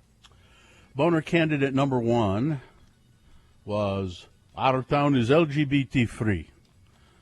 We tell you no gays can live here in this Polish town. 6 towns in Poland have declared themselves such, and the European Union has said, well, the grants that you have applied to us for, you can't have them then. Yep. Boner candidate number 2, ass hat. State Senator Dan McKay blasted for patronizing a female colleague on Twitter, and one of his colleagues called him an ass hat for doing that. And boner candidate number 3, well, I've never even been vaccinated. This dim-wit basketball player, Michael Porter for the Nuggets, who thinks that the coronavirus is a conspiracy to reduce the world population, and he also claims that he's never been vaccinated himself. Never. I've never had a single vaccination, which is probably not true, but still. Sally won a Boner T-shirt, and the winner was Boner candidate number 2, Asshat. There's your winner of round 2. It goes forward to Boner Fight. Might be Boner of the Day. Depends on how well it does against the winner of round 1. We'll take both of our champions and put them against each other at 9:20 this morning. That's when Boner Fight happens. That's when you will decide Boner of the Day at that time. Right now, on the phone, we have County Mayor Jenny Wilson. Good morning, Mayor Wilson. Good morning. Things are looking a little better in terms of the coronavirus pandemic in the county and the city. Does expound upon that a little bit, if you would, please. Well, sure. You know, we put the mask requirement in place here about a month ago. And we've, of course, had enough time to recognize that we're stabilized here in Salt Lake County and we're seeing some decline. Of course, everyone's kind of waiting to see what the governor will do. I'll point out that it's kind of hard to gauge really where we are right around these holiday weekends because two things happen. One is we have less testing going on, and then we also have people getting together. So I learned from the 4th of July to wait a week or two, and I kind of feel the same way right now. And I know that we're in a much better place than we would have been if we had not imposed the mask requirement. Not only did we see compliance here in the county, but businesses like Harmon's, who have businesses in neighboring counties, implemented that requirement. Businesses are now, they feel they have more, I think, support to remind people that they have to have the face coverings on. So we're feeling pretty good right now, but the school around the corner, we won't get much of relief at all right now, I think. Does Governor Gary R. Herbert of the great state of Utah has just said that was it the mayor of Logan or was it the county commission in Cache County? He said, I'm not certain, but I did think it was see the that mayor. they approved. Yeah, it could be. If it's a city, it would be the mayor. County would be the commission, So you can wear. He said, if you want to have the mask mandate, go ahead, and they're going to do that. Does that? Do you think that signals a little maybe bit of softening up by Governor Herbert, or a little bit of it looks like maybe this is going to have to be. He agreed when we requested. They asked for data. I said, well, the data is available everywhere you turn, from federal CDC on down, but sure, we'll prepare that memo for you. See that person coughing over there on the corner? Yeah, right. I mean, it was clear at the time. I mean, even more so now, of course. We now have evidence with Salt Lake counties. We used to be 50% of the state's count. Yeah. We're now down around 40, and they're at 60%. So you're seeing a higher rate of growth in every other county and a decline in ours, and that's all good news. But, it's time. We have school around the corner. School districts are doing it differently one to another, but we know it helps us stabilize. It saves lives. It puts us in a better position for the school districts that are choosing to allow kids back. And, we want to go back on as good a platform as we can. We want to be as low as we can possibly be when those kids go back to school for so many reasons. Speaking of schools, in this unwieldy system of government we have, school districts and boards, and I think we talked about this a little bit last week, school districts have this kind of autonomous ability to set their own policy or standards for these things.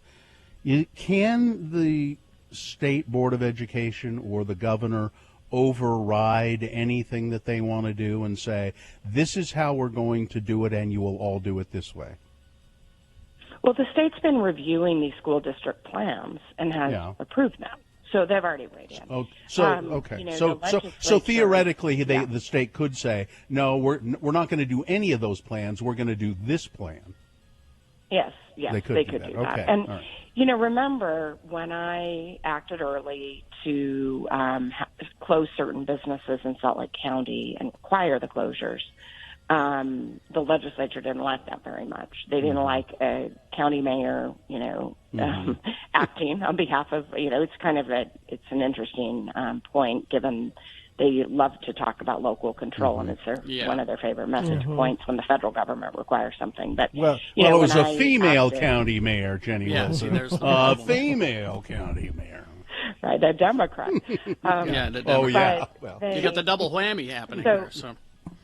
Yeah, so the legislature met and felt that the state was in a better position to make decisions around COVID than our local health authorities and our local elected. So what they did was determine that it would be appropriate to have the governor approve any action that is more restrictive than the state's action. So if the governor says, and you asked about schools, but in my case, is what, you know, I'm living in know, it was, you know, if you want to do anything more than Gary Herbert is deciding, then you need to go to him for permission. And he did grant the permission, and I appreciate that. But, yeah, so they sort of clipped the wings of local authorities and local health authorities in making these calls during COVID, specific to COVID. So, you know, I mean, you could argue it that a state plan is going to be a better one, but, you know, we're talking about lives, economies returning, and this is serious stuff. Yeah. Mayor Wilson, so we talk so much about COVID. How are things going in the county otherwise?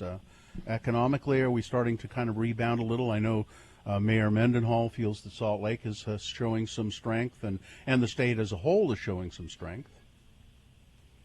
Yeah, I think it depends what sector you're in. It depends who you are. Our construction industry is doing really well. We are seeing generally sales tax revenues come in from months of April and May fairly solid. The idea that we were going to, you know, be in a very, very dismal recession for a long period of time isn't as concerning right now to me. But every month's indicators coming back to review are really important. Again, back to looking at data. But I worry about the federal government's cutoff of the additional unemployment right now. You know, $600 may be a lot, but if you've got a big family, it's not. So I think that amount of money needs to be, you know, there need to be some guardrails going forward, but we need to provide additional funding for those who simply cannot get a job. And I worry about evictions right now, state policy change around that. I'm really concerned about people that have been impacted by COVID. And, you know, it's not just how does it look from the, you know, highest level as we measure, it's what does it mean to families in our county. Yeah, it's, you know, it's the human toll certainly is people that say, well, but, you know, if they've gotten themselves into these situations or they just get a job and but people then don't think about how does this affect the economy that's trying to rebound when all of a sudden you have hundreds of people out of work and homeless, you know, on the streets. Right. That's not good for the economy, is it? No, it certainly isn't. I'll tell you, the county stepped up, and my senior team who works on homelessness did a phenomenal job, along with some critical community partners, Gail Miller, Harris Simmons at Zions Bank, and others. And we've created a better framework for the future around homelessness with some of the COVID dollars that we were allowed to spend on interventions. At the same time, on homelessness, we're working with the Gardner Policy Institute at the University of Utah to look at the governance model, because one of the challenges with homelessness is it's a shared responsibility between cities, counties, state, and it's not always very clear. So some clarity around that's a good thing for next steps. So all this being said, we continue to plug away. Air quality is one of our major concerns in this valley. And, when we saw less people driving earlier in this year, we saw some success. So we want to measure that and assess the health impacts of that little window of time.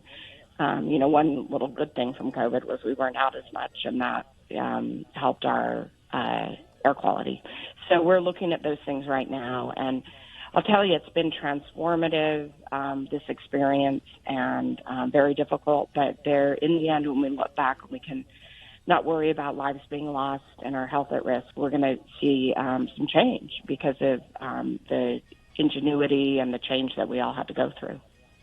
I hope so. I hope you're right, and I hope that we don't forget the lessons. I hope that we learn some lessons and then don't forget them. Yes, Mayor Wilson. That's right. Mayor Wilson, it's always a pleasure. I hope your family is all well. Yes. Yeah, they're doing great. Good. All right. The school's we'll around the corner, so I'm not great. I'm getting worried about that. I've got a kid going off to BU, and one who I learned last night will be, I think it was the right call, the Salt Lake District, but he'll be at home through October, it seems at least, and mixed feelings about that. He's excited about high school and new friends, and it is what it is. We'll get through it, all of us. Yep. Yes, we will. Best to your family, best to your pop, and we'll talk to you again next week. Sounds great. Have a good one. Bye. All right, thank you. You too. Bye-bye. All right, we will take a break. We'll be back in the next hour with boner fights and all that on the way. Traffic, Gina, please. Yeah, beginning next weekend, crews will set a second set of steel beams for the 90th South Bridge. All lanes will be closed to traffic. So that will be August 1st from 8 p.m. through August 3rd at 5 a.m. And then the 4th, 5th, and 6th from 9:30 p.m. till 5 a.m. each night. So that's going to affect your travel overnight. And all lanes on 90th South be closed between I-15 and Monroe Street, August 1st, 8 p.m. through August 3rd at 5 p.m. Crews are setting beams there as well. There'll be one-way flagging operations happening in Big Cottonwood Canyon for road repair today. Expect minimal delays, though, through that area. That's traffic. All right, thank you very much. We'll take a break. We will be back. The Park City Restaurant Association. Boy, what a year 2020 has turned out to be. You know what? I think I could use a good drink. Couldn't we all use a good drink?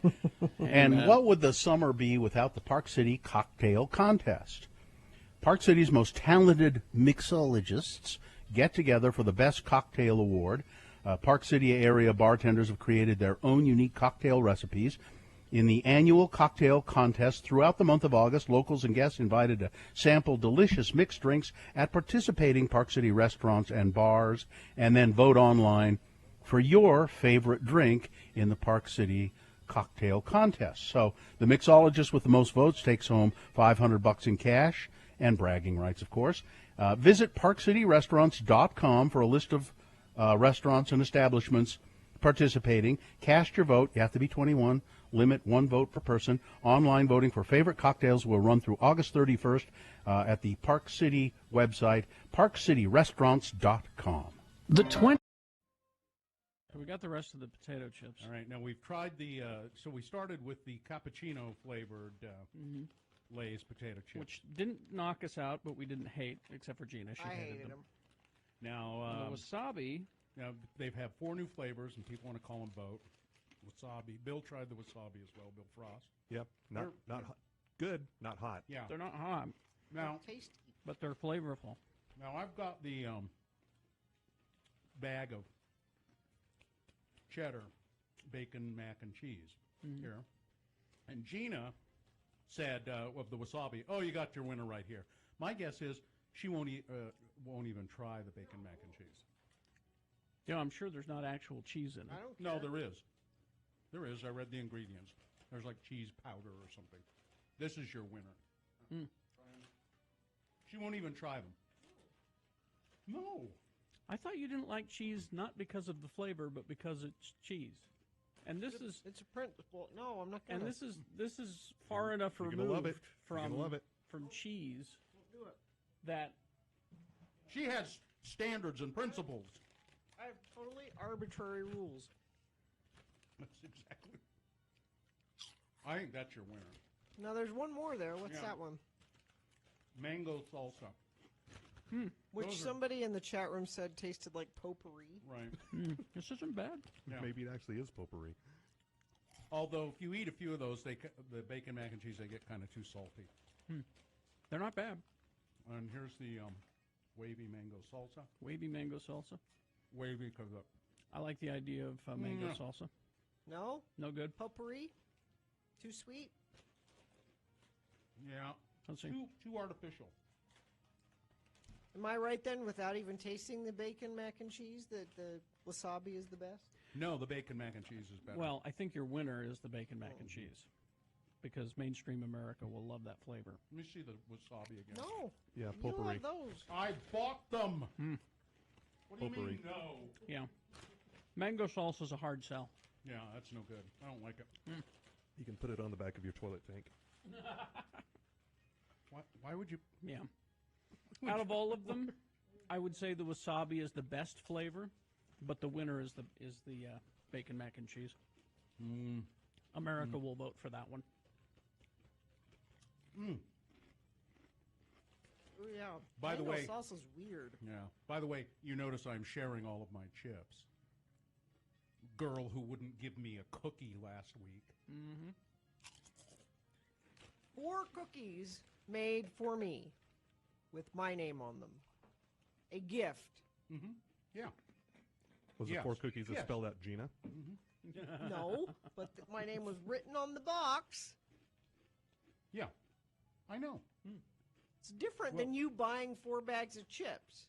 It's not the same thing at all. I know. It would have been You a could gift. replace these chips at any moment It would have several been times It over. would have been a gift from your heart, which you were unwilling to make to someone who argued for equal wages for you.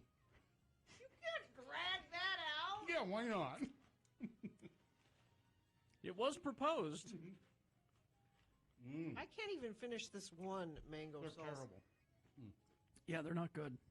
Actually, I like the wasabi okay. I like the bacon mac and cheese best. I had high hopes for the mango salsa one. If it actually tasted like mango salsa. Too much mango, not enough salsa. That's the problem. In a You couple got of your percentages off. In a couple of seconds, I'm going to try one of those dog biscuits. That you They're put very out good. for Ripley. They're peanut butter.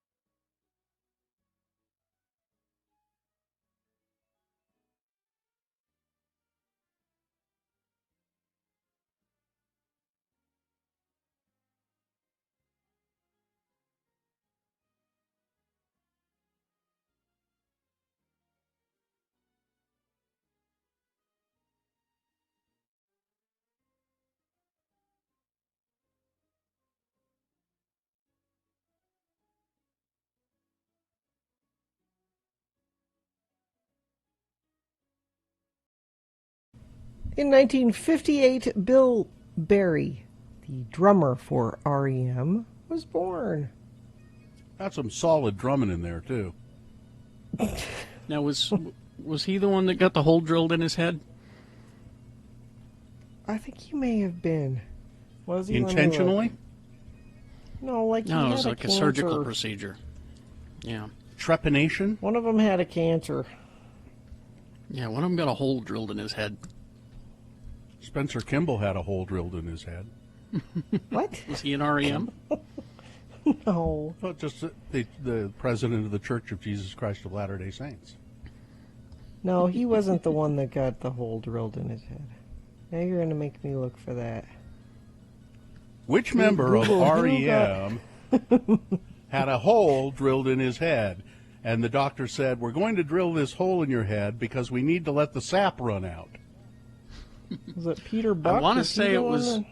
Was it Peter Buck or was it... No.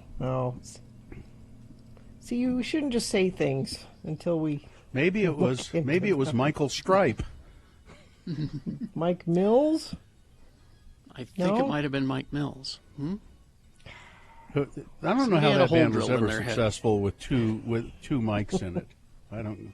That's true. It was Bill Berry. Okay, someone texted Bill Berry quit REM because of his brain issues. So it was his. It was Bill Berry. All right. See, I knew one of them.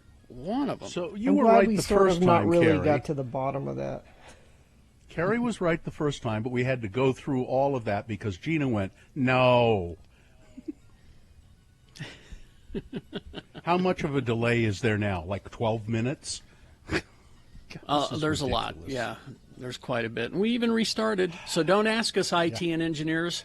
We did what we knew you were going to ask us to do. We all restarted. It's somewhere in the building. It's not with our internets. It's with y'all's. You did an upgrade, and this is what happened. We were using. Go check and see if that connection we were using earlier in the week and forever and ever. See if that's still hot, and then plug it into that. Yeah, switch us back because it worked before. You did the upgrade, and now it stopped working. I'm tired of you. Bill Berry was tired of being in REM. He said, I never even liked being a drummer. Sounds like he was super bitter about things. That's what I am blaming this hole in my head on being a drummer. I hate all the money that I made. Take all the money and clog up the hole in my head. Just stuff it right in there. He's a hay farmer now. The hay, you say? What are you doing? He's a hay farmer.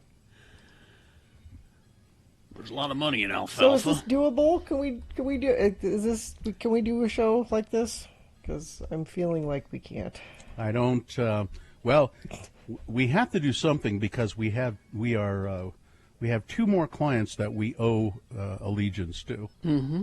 Yes, that's true. So we have to do something. People were asking about my quote for the best question of the week. Where it comes from, because I just said a book.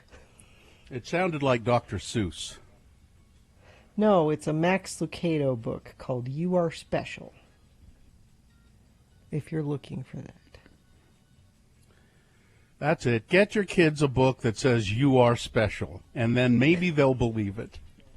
The book is about how you know your worth. Nobody else gives you your worth.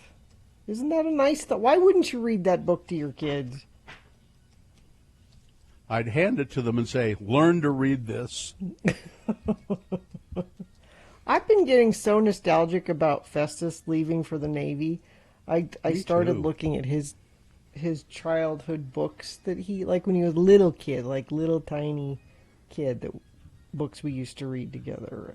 And I'm kind of having a moment as far as him being gone. I know he's fine. I know he's coming back, all that, but I wouldn't know that you're having a moment because you've been frozen on camera in the same position. Again? Yes. Well, you're not even frozen with me. All I can see is GB. And I think that's what we see on Radio from Hell TV. Yeah, it just says GB. All right. There, I'm back. Okay. I am special. Don't give me my worth, Carrie Jackson. I know I'm worth something. Okay. All right, we will take a break. We will be back, and while we're gone, we'll do like they ask us to, which is restart and reconnect. So. But we just did. Well, we're going to do it again because that's what they'll say, and we'll say we did that. All right. And now a message from the state of Utah. You know, it's normal to feel uncertain, stress, worry. If you're feeling overwhelmed or struggling with stress, that's most of us are. So check your physical symptoms and remember to consider how you feel emotionally as well. Coronavirus.utah.gov has added a free online mental health screener to help you gauge if you need extra support.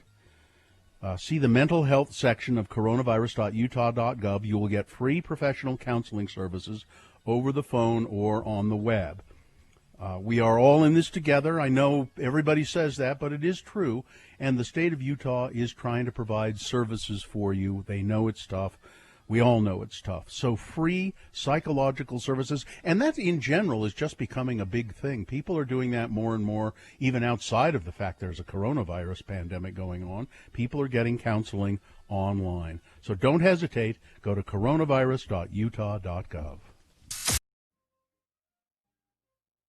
I have a 7-year-old, so exactly, who's starting competition soccer. Say goodbye to the rest of your weekends for the rest of your life. That's what I'm saying. It all starts tomorrow. They have a tournament tomorrow. Mm-hmm. They have a game at 11. No, they have a game at 2. They have a game at 7. Mm-hmm. Friday they have a game at 11, and we're going to be up at Snowbird. So somehow I have to get from Snowbird to. This is going to be. This is my life now. I would suggest using your car. I think you would use your car. Let me ask you a question. Was it his idea to play yes. soccer? Oh, yes. Okay. Because that's when you need to have the talk with him and say, look, okay, I understand you want to play soccer, but guess what? Mommy is saying goodbye to her weekends now because of this. It's a huge commitment. It's expensive. Here's what you do. And it's a huge commitment. I'm sure if you search around, you know how you have found a person to do almost everything for you. Rather than clean up the dog crap in your yard, you have found a person who will do that for you. Rather than deal with the lice problem yourself, you found the lice lady. Yeah. I'll bet you anything there is a person out there who will go to the soccer games for you. But I like to go to. Then quit bitching about it. No, I'm just saying it begins, and Carrie's absolutely right. Yeah. It is. This isn't just you playing soccer here. You need to know this, kid. This is about me taking you, transporting you, and the other two, And it starts small when, they're 7, but pretty soon it's out-of-state tournaments. Yeah. Multiple times a year. Mm-hmm. It's a huge... Which is really kind of ridiculous if you think about it. Out-of-state tournaments, really? Yep. For 7-year-olds. Yeah. Exactly. Here's how people catch the bird flu. By close contact with birds or bird droppings. Some people have caught bird flu by cleaning or pluck. Did you pluck any birds I while didn't you were on pluck vacation? anything. There was no plucking going on in the No. trailer? I guess it is kind of close quarters, the kids can hear. There's no plucking in the trailer. Mom, what are you doing? I'm plucking a chicken. Your dad and I are plucking a chicken. Keep plucking that chicken. Is that what they said? Yeah, Keep plucking that chicken. It is also possible that some people were infected after swimming or bathing in water contaminated with the droppings of infected birds. And some, here it is. You've handled a fighting cock. That's it. That's it. You handled a fighting cock. I have to admit, I've handled a fighting You cock. handled a fighting cock. There have been a few cases where one infected person caught the bird flu virus from another person, but it never has happened. It does not happen by eating infected animals. But I knew it was living amongst. It's not the mosquito bite, but it's living amongst them. And it happens a lot in Egypt. Our attorney Ed Brass sounds like your DNA dad is Marty Feldman because of your eye drooping and oozing. Mm-hmm. And then I've got another person who is saying, out-of-state tournaments? This is Gina's way of telling you that she'll be taking time off. Oh, I see. Not yet. This is her way of telling us This one now. is just here. And then it'll get announced on a Thursday. Yeah. Oh, by the way, I'll be gone tomorrow. Yeah. Yep. Because And then she'll say, I told you that this would happen. because her husband can't possibly take the time off to go to the out-of-state tournament. No. But you can. Because this job isn't He as has a real important. job. Yeah, this isn't. This isn't a real job. No, not to you. It isn't. And certainly the way we treat Why you. should it be? No, we're going to create a rent-a-mom business. I think this is a great idea Yeah. here.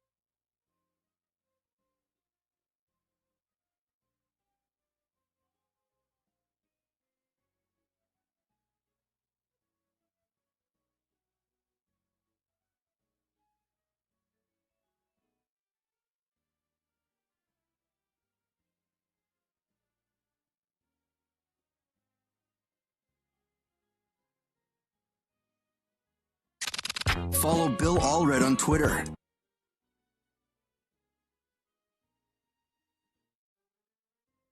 It's 9:20 right now, and we do have Boner Fight coming up. Stand by for that. But before we get to a reasonable amount of news, which is, Boner Fight's coming up here in about 8 minutes or so. Mm-hmm. I just have to point out, Bill, Gina, the jig is up. What jig? What? We've been discovered. What's that? We've been discovered by smarter people. What? Who? People who know the truth. Let me read this to you. Okay. If you guys gave an S about our country, you'd do your own research. I love that sentence, by the way. Do your own research. I hear that all the time. Mm-hmm. You'd do your own research and actually report on what's really going on with this BS COVID-19 pandemic. This virus isn't anything to be afraid of. It isn't as bad as they say, and not even close. All the flus we have had for the past 10 years kill more than triple THEN, more than triple each year than this COVID-19 crap. It's all political BS. The left will do anything to destroy Trump in this country. So if you guys really want to stay free and keep our rights, it's time to start reporting the truth about all this crap and not keeping all the fear-mongering that's going on. So they caught us. Huh. Well, I don't know. It's worth I've looking been tired into. of pretending. Are you done pretending? Yeah. It's been hard to keep this up for 100 and how many days? I haven't been pretending. I didn't know that. You didn't know that? Well, you should have done your own research then. Well, I guess I should have. I thought I've been reporting what's pretty well going on. People think that we don't. They think that we come and sit in a room and stick our fingers up our nose and. Oh, it's not our nose. No. They think that we don't know things. I don't. Anyway. All right. Can you put me in touch with that person? It sounds like a valuable source of information. Could be. Maybe they need to some links and some. Let us know the truth. Yeah. I think that person might have some valuable insights and some information to impart to me. I want to be even-handed. Why are they listening to us? I wonder. I mean, I'm glad. Maybe without them knowing it, they'll get some real information. But no, they're making notes about where we're all wrong. Yeah. I don't know how many times this year I've been told, do your own research. And I reply, what do you think I do every day? Yeah. Except I'm not listening to Joe Rogan's podcast to get my news. I'm getting my news from journalists. Yeah. All right? Anyway. All right. I'd like to see this person's lab equipment that's being used to do their own research. Somebody needs to put me in touch with them because apparently, I'm willing to,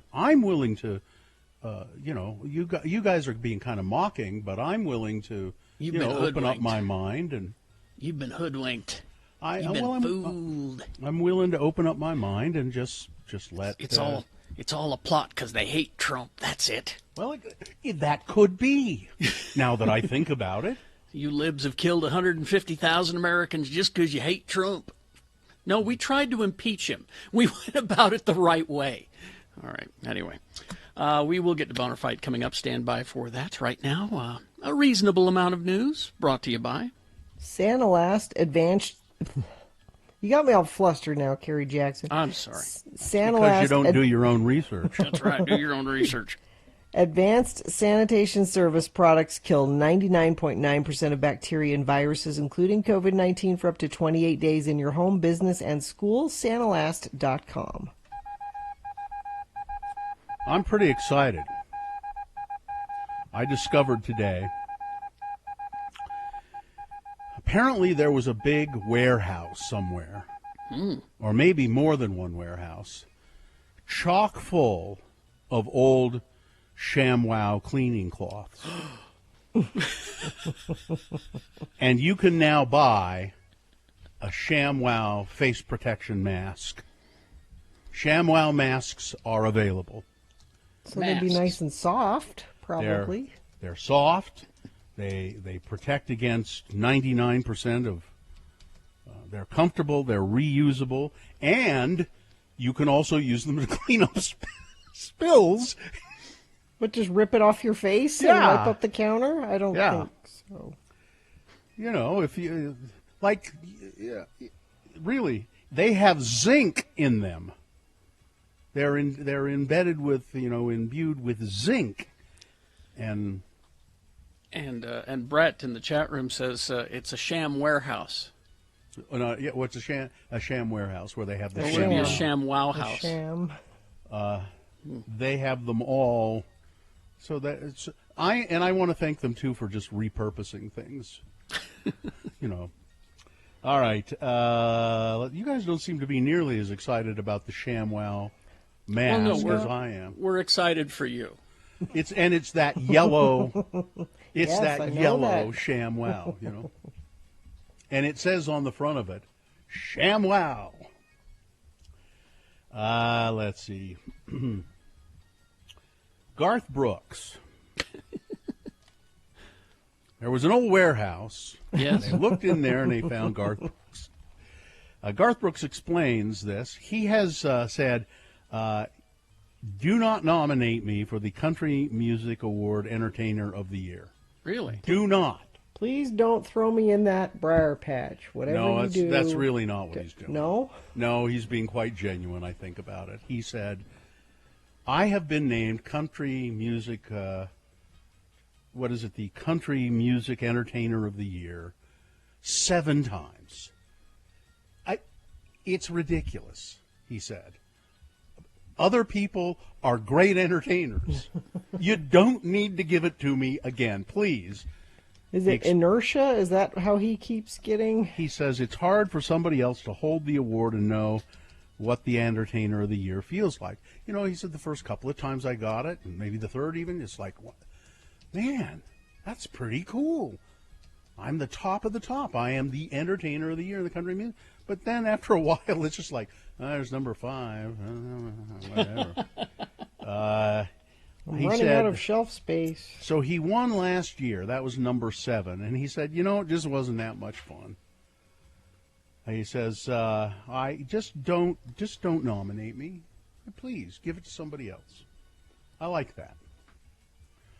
Bryan Cranston says he had COVID-19.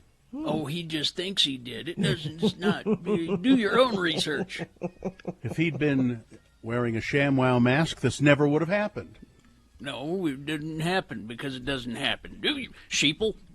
But Mr. Heisenberg, Bryan Cranston said, I am now in the process of donating plasma, which contains the antibodies, and hopefully it will be of good medical and scientific use in the future. He said, I've recovered. I'm feeling okay. I am one of the lucky ones. 300 people in Utah have now died of COVID-19, according to the Utah Department of Health's latest report.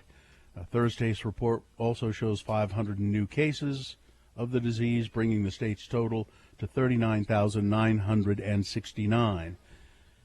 524,367 people in Utah have been tested. Utah's rolling average is 508 per day. 9 new deaths were announced on Thursday. Those deaths coming in Davis County, a couple of them, Juab County, and then 1, 2, 3, 4, 5 in Salt Lake County. I've always liked being where the action is, you know. This kind of action? Hey, you got to take the good with the bad, Barbary. Where's the? I don't see the good. It's. Well, not right now, but there has been. Okay. There's been. You never see what you were talking about earlier, living in the adventurous life. You never were able to spot the good action either. No, that's why I avoided it all, because I couldn't tell. Yeah. So we have the coronavirus here, and then don't forget, flu season's coming up. Oh, and don't forget West Nile virus. Oh, yeah, then there's that. Lurking as well. This could be disastrous. So please, flu vaccination whenever, I'm sure we'll let you know when the vaccines I bet there's for a flu public service are announcement available. for it. And then us being in the public service sector will make that announcement. And it could be late September, but it'll surely be in October. Get your flu shot. There are usually places you can get them for free, and it doesn't take much to do. So let's not get overwhelmed by the flu along with everything else. Quickly. Is that it? I was just going to say one more story. I'm going to do this one. The NASA yesterday launched the Perseverance rover, and it will go to the planet Mars. It's a very sophisticated rover.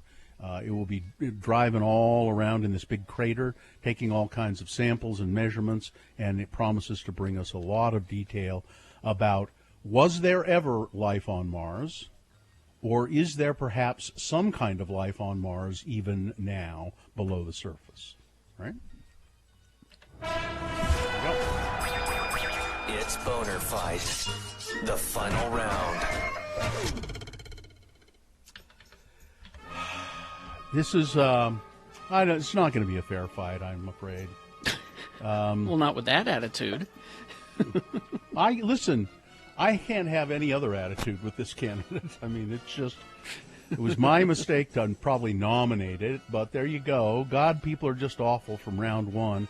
It's that story of whoever this horrible human being in a truck was that ran over a sheep. There were a bunch of sheep crossing the road to get to the other side, and this guy got impatient or something and just ran over one of them and then left it in the middle of the road. Not dead, but injured and just looking so sad, just looking so pathetic. And then that goes against boner candidate number 2, asshat, the state senator Dan McKay, for patronizing and mansplaining to one of his female colleagues. So it's number 2. Okay. You've got to decide of these two candidates which one is the worst, which one should be boner of the day, 1 or 2. Remember your candidate number, the one that you think should win. Put that number, that single digit is all we need in the message of a text. Then text that to 33986. Or you can call 877-602-9696. Use your voice to vote. They'll take your vote in the producer's booth there in Salt Lake. Or you can go online, x96.com, look for the box that says Boner Fight, July 31st, 2020, and vote there. If you don't see that box, my guess is you won't right away. Refresh. It will appear. And then you can vote online. Pretty easy. All right, you have until the end of these messages to do it. Let's go. This is Boner of the Day.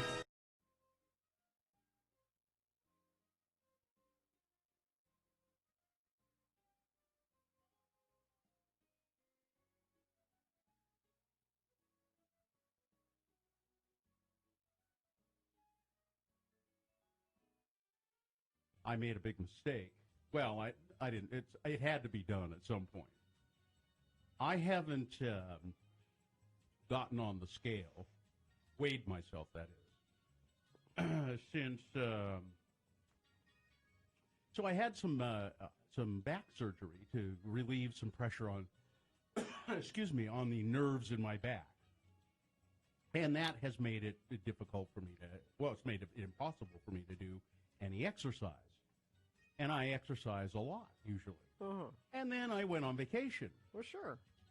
And you don't ever weigh yourself after vacation. And you always put on a little weight on vacation. Mm-hmm. So a lack of exercise for a month, and then going on vacation for however many days to Hawaii, which involved a lot of pineapple, drinking, a lot of empty calories. Empty calories. Thank you. That would you please? Damn it, Gina! Could you start with the euphemisms?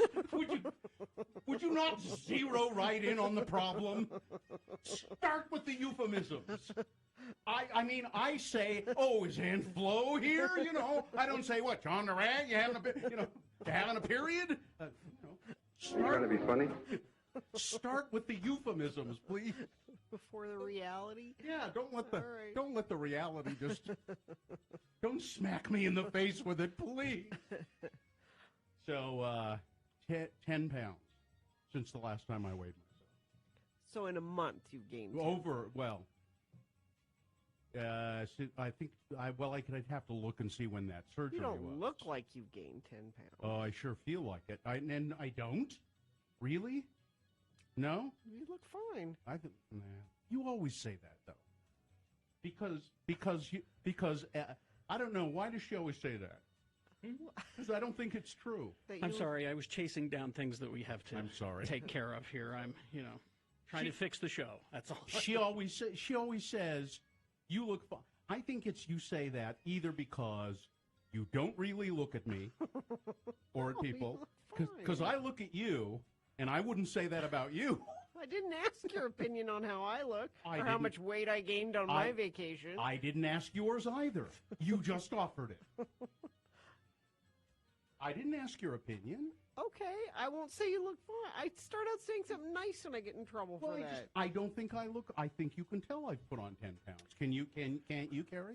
Gina, watch and learn. Really? Can you tell that I put on 10 pounds? You hide it well. But you can tell, can't you? No. You can't? No. I also don't look at you very closely. I believe that. It's true. I don't look at anybody very closely. I know. I keep my head down. I do my job. I get out. I look at people too closely. Yeah, would you quit looking at me so closely? I'm sorry, how's your eye? It's better. Is it really? That's what you said. That's what you said when it wasn't. But now it's just crusty, not puffy. What did your husband say now that he's seen you? Did he, when he got home and looked at it, did he go, my God, why didn't you go to the doctor? No, he's still saying it's fine, so it's fine.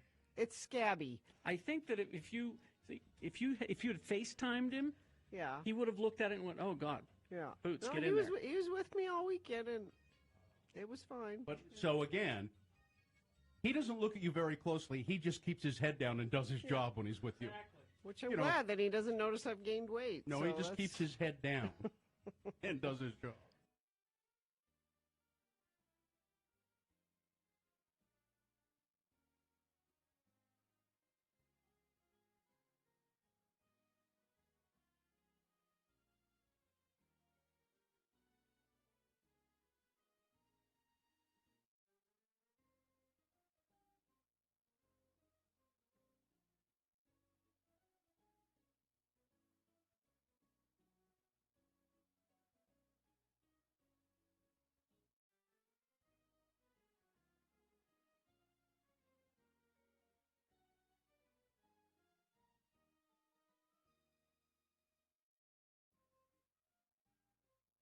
(9:38). Time to award Boner of the Day. And it's brought to you in part by a shrimp roll drenched in butter and too much whiskey.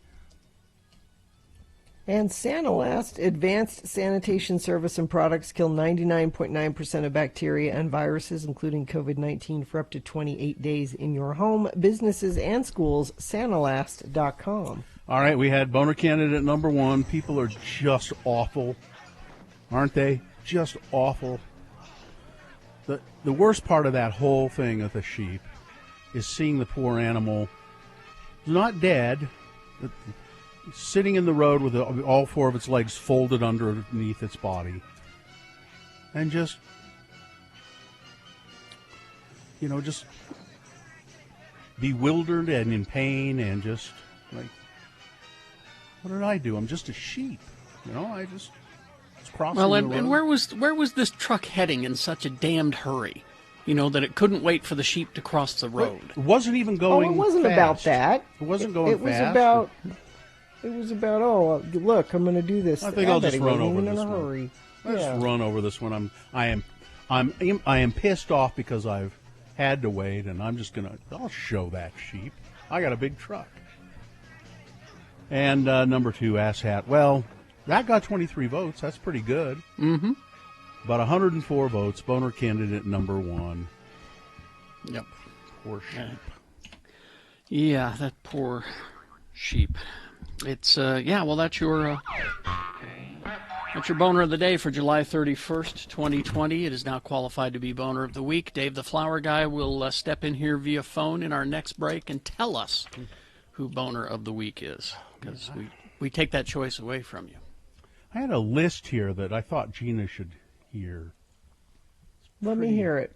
So, it's the 10 most common fears that parents pass on to their kids. Ooh. And I'm just kind of curious how many of these you have and how many of these fears you've instilled in your children. Or passed on. Well, let's hear do it then. Here we go. It's Radio from Hell with another list, because people love a good list. X96. Turns out, top 10 phobias, fears that parents pass on to their kids. Mm-hmm. This one I know you've done.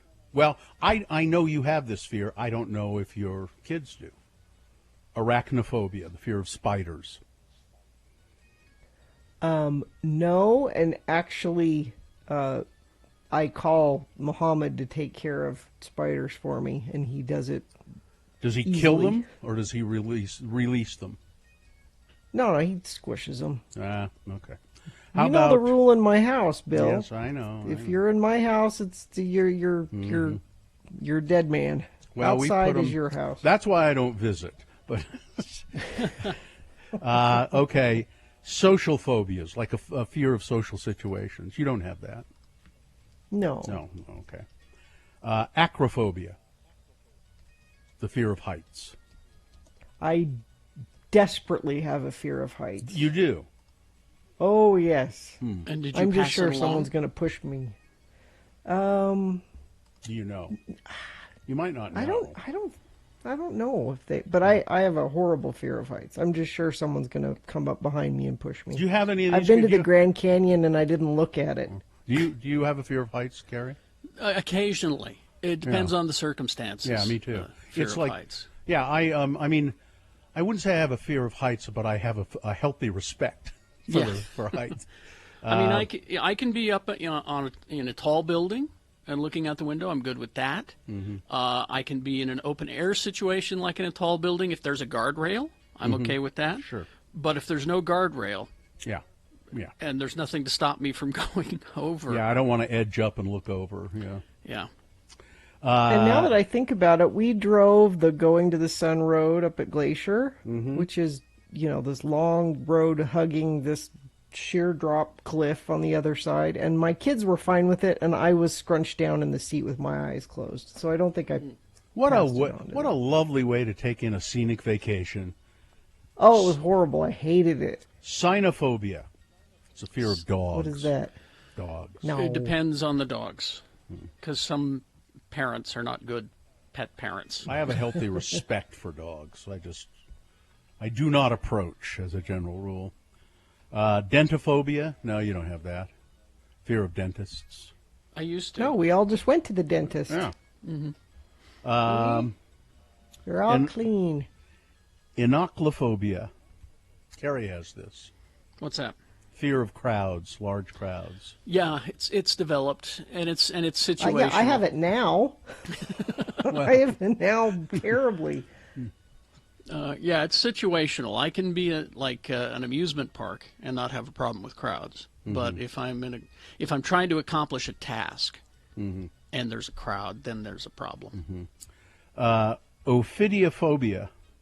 It's a fear of snakes. I've never heard that, but I've never heard of ophidiophobia. Ophidiophobia. But I have it. I have that, yeah. Now, do your kids have it? You think your daughter's afraid of snakes? Gina? She was good for Muhammad's birthday a couple years ago. We had Creature Encounters come, and they bring snakes and spiders and all kinds of things. Well, creatures. And she was good. She said, "I'm afraid of snakes, but I don't want to be. So help." And they, put one around her neck and let her hold it. And I was proud of her for doing that. How about atychophobia? It's a fear of failure. A fear of failure. I don't have that. I don't care. Yeah, it's too late for that. You've failed upward all your life. Let's see. And then finally this one. Oh, aquaphobia. Fear of water. Water. I have that. I don't have a fear of water. I have a fear of drowning. Fear of open water.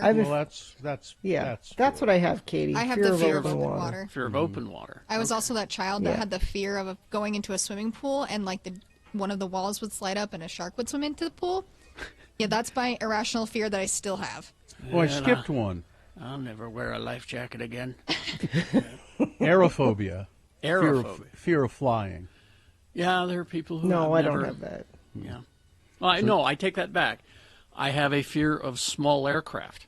Yeah. Helicopters you don't care for. Yeah, helicopters, small planes. Unless it's got a couple of jet engines on it, I probably won't fly on it. Clearly, I don't do helicopters well either. No, you don't. Okay. I don't think I have a fear of any of these at all. None of them? I don't think so. I mean, I'm not a strong swimmer, and I don't get into the water, or open water like Lake Powell or anything, unless I'm sure I've got a flotation device. Mm-hmm. But then I don't mind. If I've got a good flotation device, I can float around. I get a little hinky in the ocean because you always do think, well, there are sharks in there.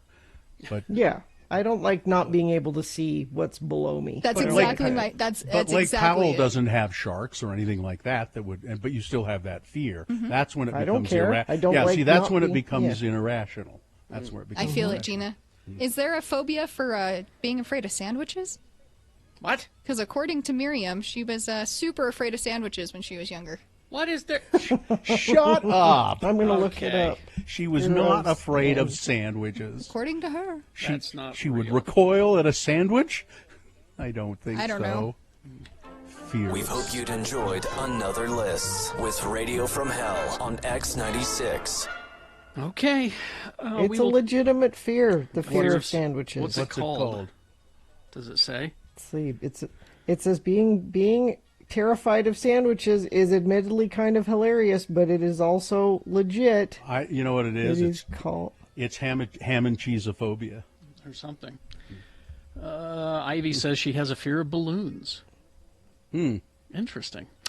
All right, we'll take a break. We will be back with Boner of the Week and Dave the Flower Guy. Stand by for that. Ranlife.com. Boy, you just went through this, and you're saving a lot a right now, aren't you? I'm saving a fetching lot of money. A heap of money with Ran Life. Doing a refi. The rates are so low right now. By the way, I asked the title company woman, it seems like the housing market is pretty strong, and she said it slowed down a little bit right at the beginning of the pandemic, and then wham, people are buying houses right and left because the rates are so low. If you want to do a refi with Ran Life, they're a local company. They know they got great flipping deals on refi, or if you want to get money out of the house you have, or if you want to buy a new home. I'm going to save a boatload of money doing a refi. You could do the same thing. All you have to do is give Ran Life a call. 801-478-4500. See what they got for you, huh? 801-478-4500 or ranlife.com. Let me just throw you a really quick story from New York.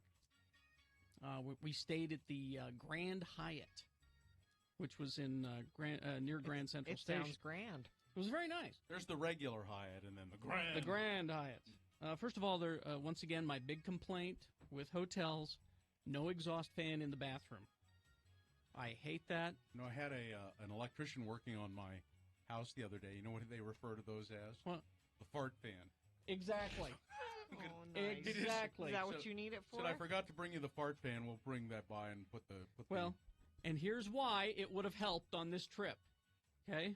So my lovely wife, Sue, who's just a dainty flower, she yelled at me, "Hey, the shower drain, the bathtub drain is clogged.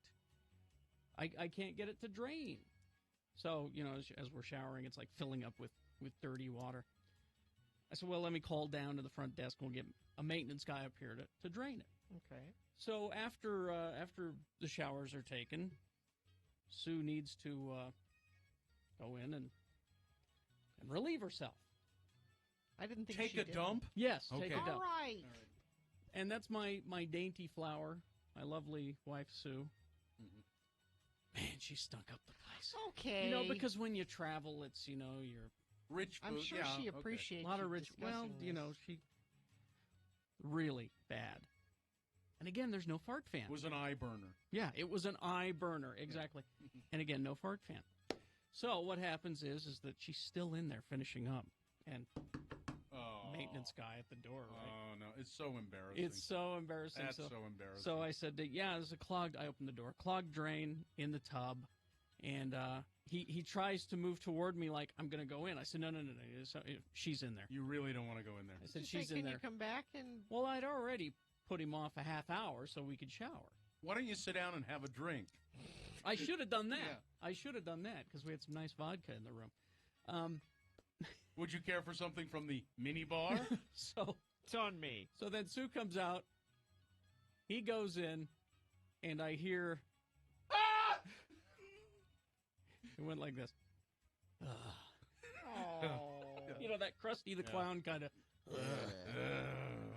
And he's in there working, and then I hear, "It's all yours," and the front door slam. He's out. He didn't bother to say, here's what happened, or anything. It's all yours. Out the door.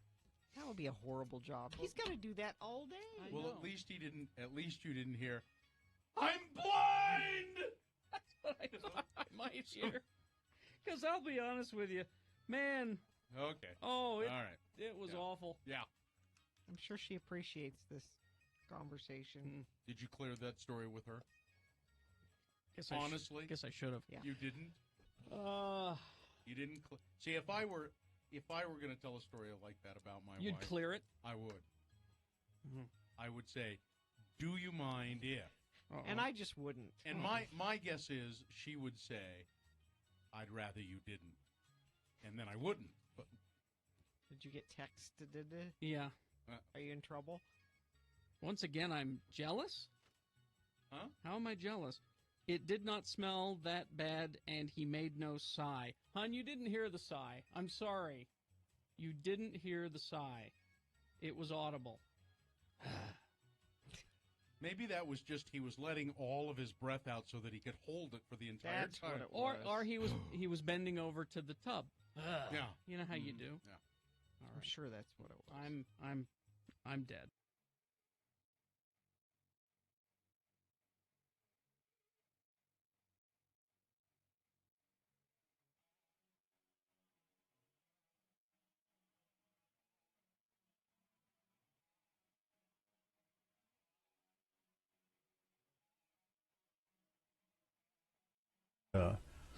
The music starts when Radio from Hell finally ends.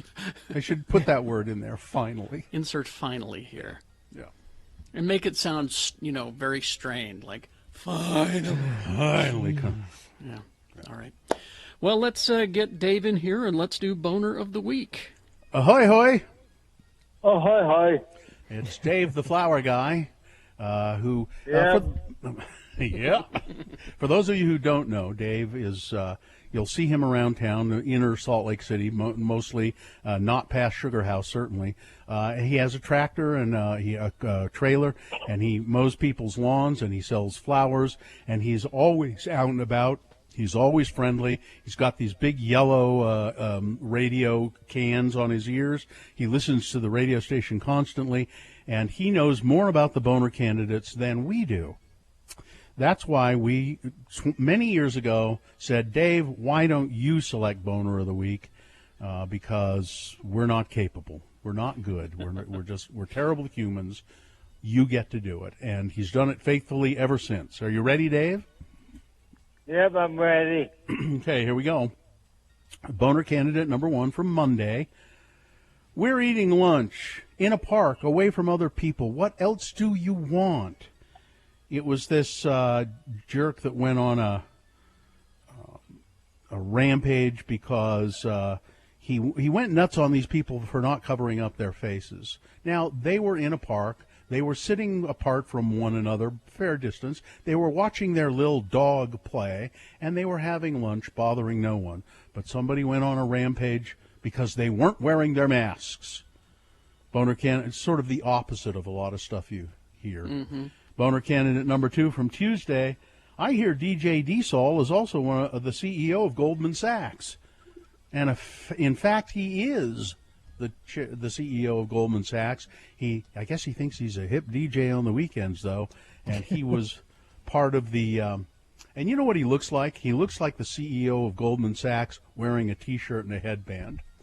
He was a DJ at a dance party in upstate New York that was supposed in the Hamptons that was supposed to be socially distanced and all the protocols. Well, it wasn't, and the governor got very upset about that. Boner candidate number 3 from Wednesday. Oh, I'm sorry to have to say this, Dave. I know your mom's probably listening. A demon semen. This is this crazy woman doctor who Donald Trump was, promoting as being, well, she's got some interesting ideas because she believes that coronavirus can be cured or at least treated with hydroxychloroquine. And she also has some really kooky ideas about you having sex with demons in your dreams and all of that kind of thing. Yeah, no kidding. Boner candidate Boner candidate number 4 from yesterday. I bet I got the Rona from my mask. That's where I got it. Louis Gohmert. He's a congressman from Texas. He don't like wearing the mask, but finally he started to wear one occasionally, and now he's got coronavirus. He said, well, I think I probably got it from wearing this damn mask. And then the Boner candidate from today, of course, the sad story of Sybil, the mutilated sheep. By the way, there's no word on whether the sheep survived or had to be put down or anything like that, at least the stories I saw. But somebody running over this poor sheep down in Looks King like County. on purpose. Yeah, well, pretty clear it was. So what do you think, Dave? Who's the worst? Number 3. You just always throw me for a loop, don't you, Dave? Demon Seaman, that's the one. Demon Seaman today, huh? Okay, all right. You just wanted to force me to say that again. Well, there it is. That's your Boner of the Week. Thank you, David. Thank you, Dave. Be careful these next few days. It's going to be 100 plus. Yeah. So I know. I got all my lawns done. All right. You got all your lawns done. Okay, good. Oh, good. You can stay in mostly. Good. That'll be good. All right. Have a pleasant weekend and say hello to your mom for us, okay? Okay. All right. Bye, Dave. All right. Well, Irma. okay. Isn't that his mom's name? Irma? I think so, yeah. I think it's Irma. Right. It's a weekend of being inside, I think. Yeah, I don't feel like going anywhere. I've been out and about a little bit this week, and I'm done. Yeah, I need to go into the station this weekend at some point. Yeah. Why do you gotta? What do you need in there? I need a schedule that I have there that I keep on a high-tech piece of paper in my cubby, and it's written down there, and so I need that. And if my printer doesn't start working, I'm going to have to go down there and print stuff. Print things. Yeah. All right. I think we're good. All business, huh? You know, the stuff you have that needs to be printing, I would suggest maybe taking it to Postal Instant Press. PIP. They get things printed in a hurry. What? You don't remember PIP? Today is the last day for the Radio from Hell Film Festival. Oh, so, yeah, go vote. Go to x96.com, and I know it's hard, but I know it's tough for people because it's so hard to get people's opinions anonymous opinions about anything. So we're begging you to please go to x96.com. Please put away all of that guilt or self-thought about, people don't want to hear my opinion. Please go on and give us your opinion. Vote in the Radio from Hell Film Festival. Watch the films and vote for them at x96.com. Yep. All right. I think we're good. Okay. Live long and prosper, bitches. Don't you know who I am? You know, you're not fooling anybody with your shrimp roll and a lot of whiskey. Corey, good job, Katie. Corey is next.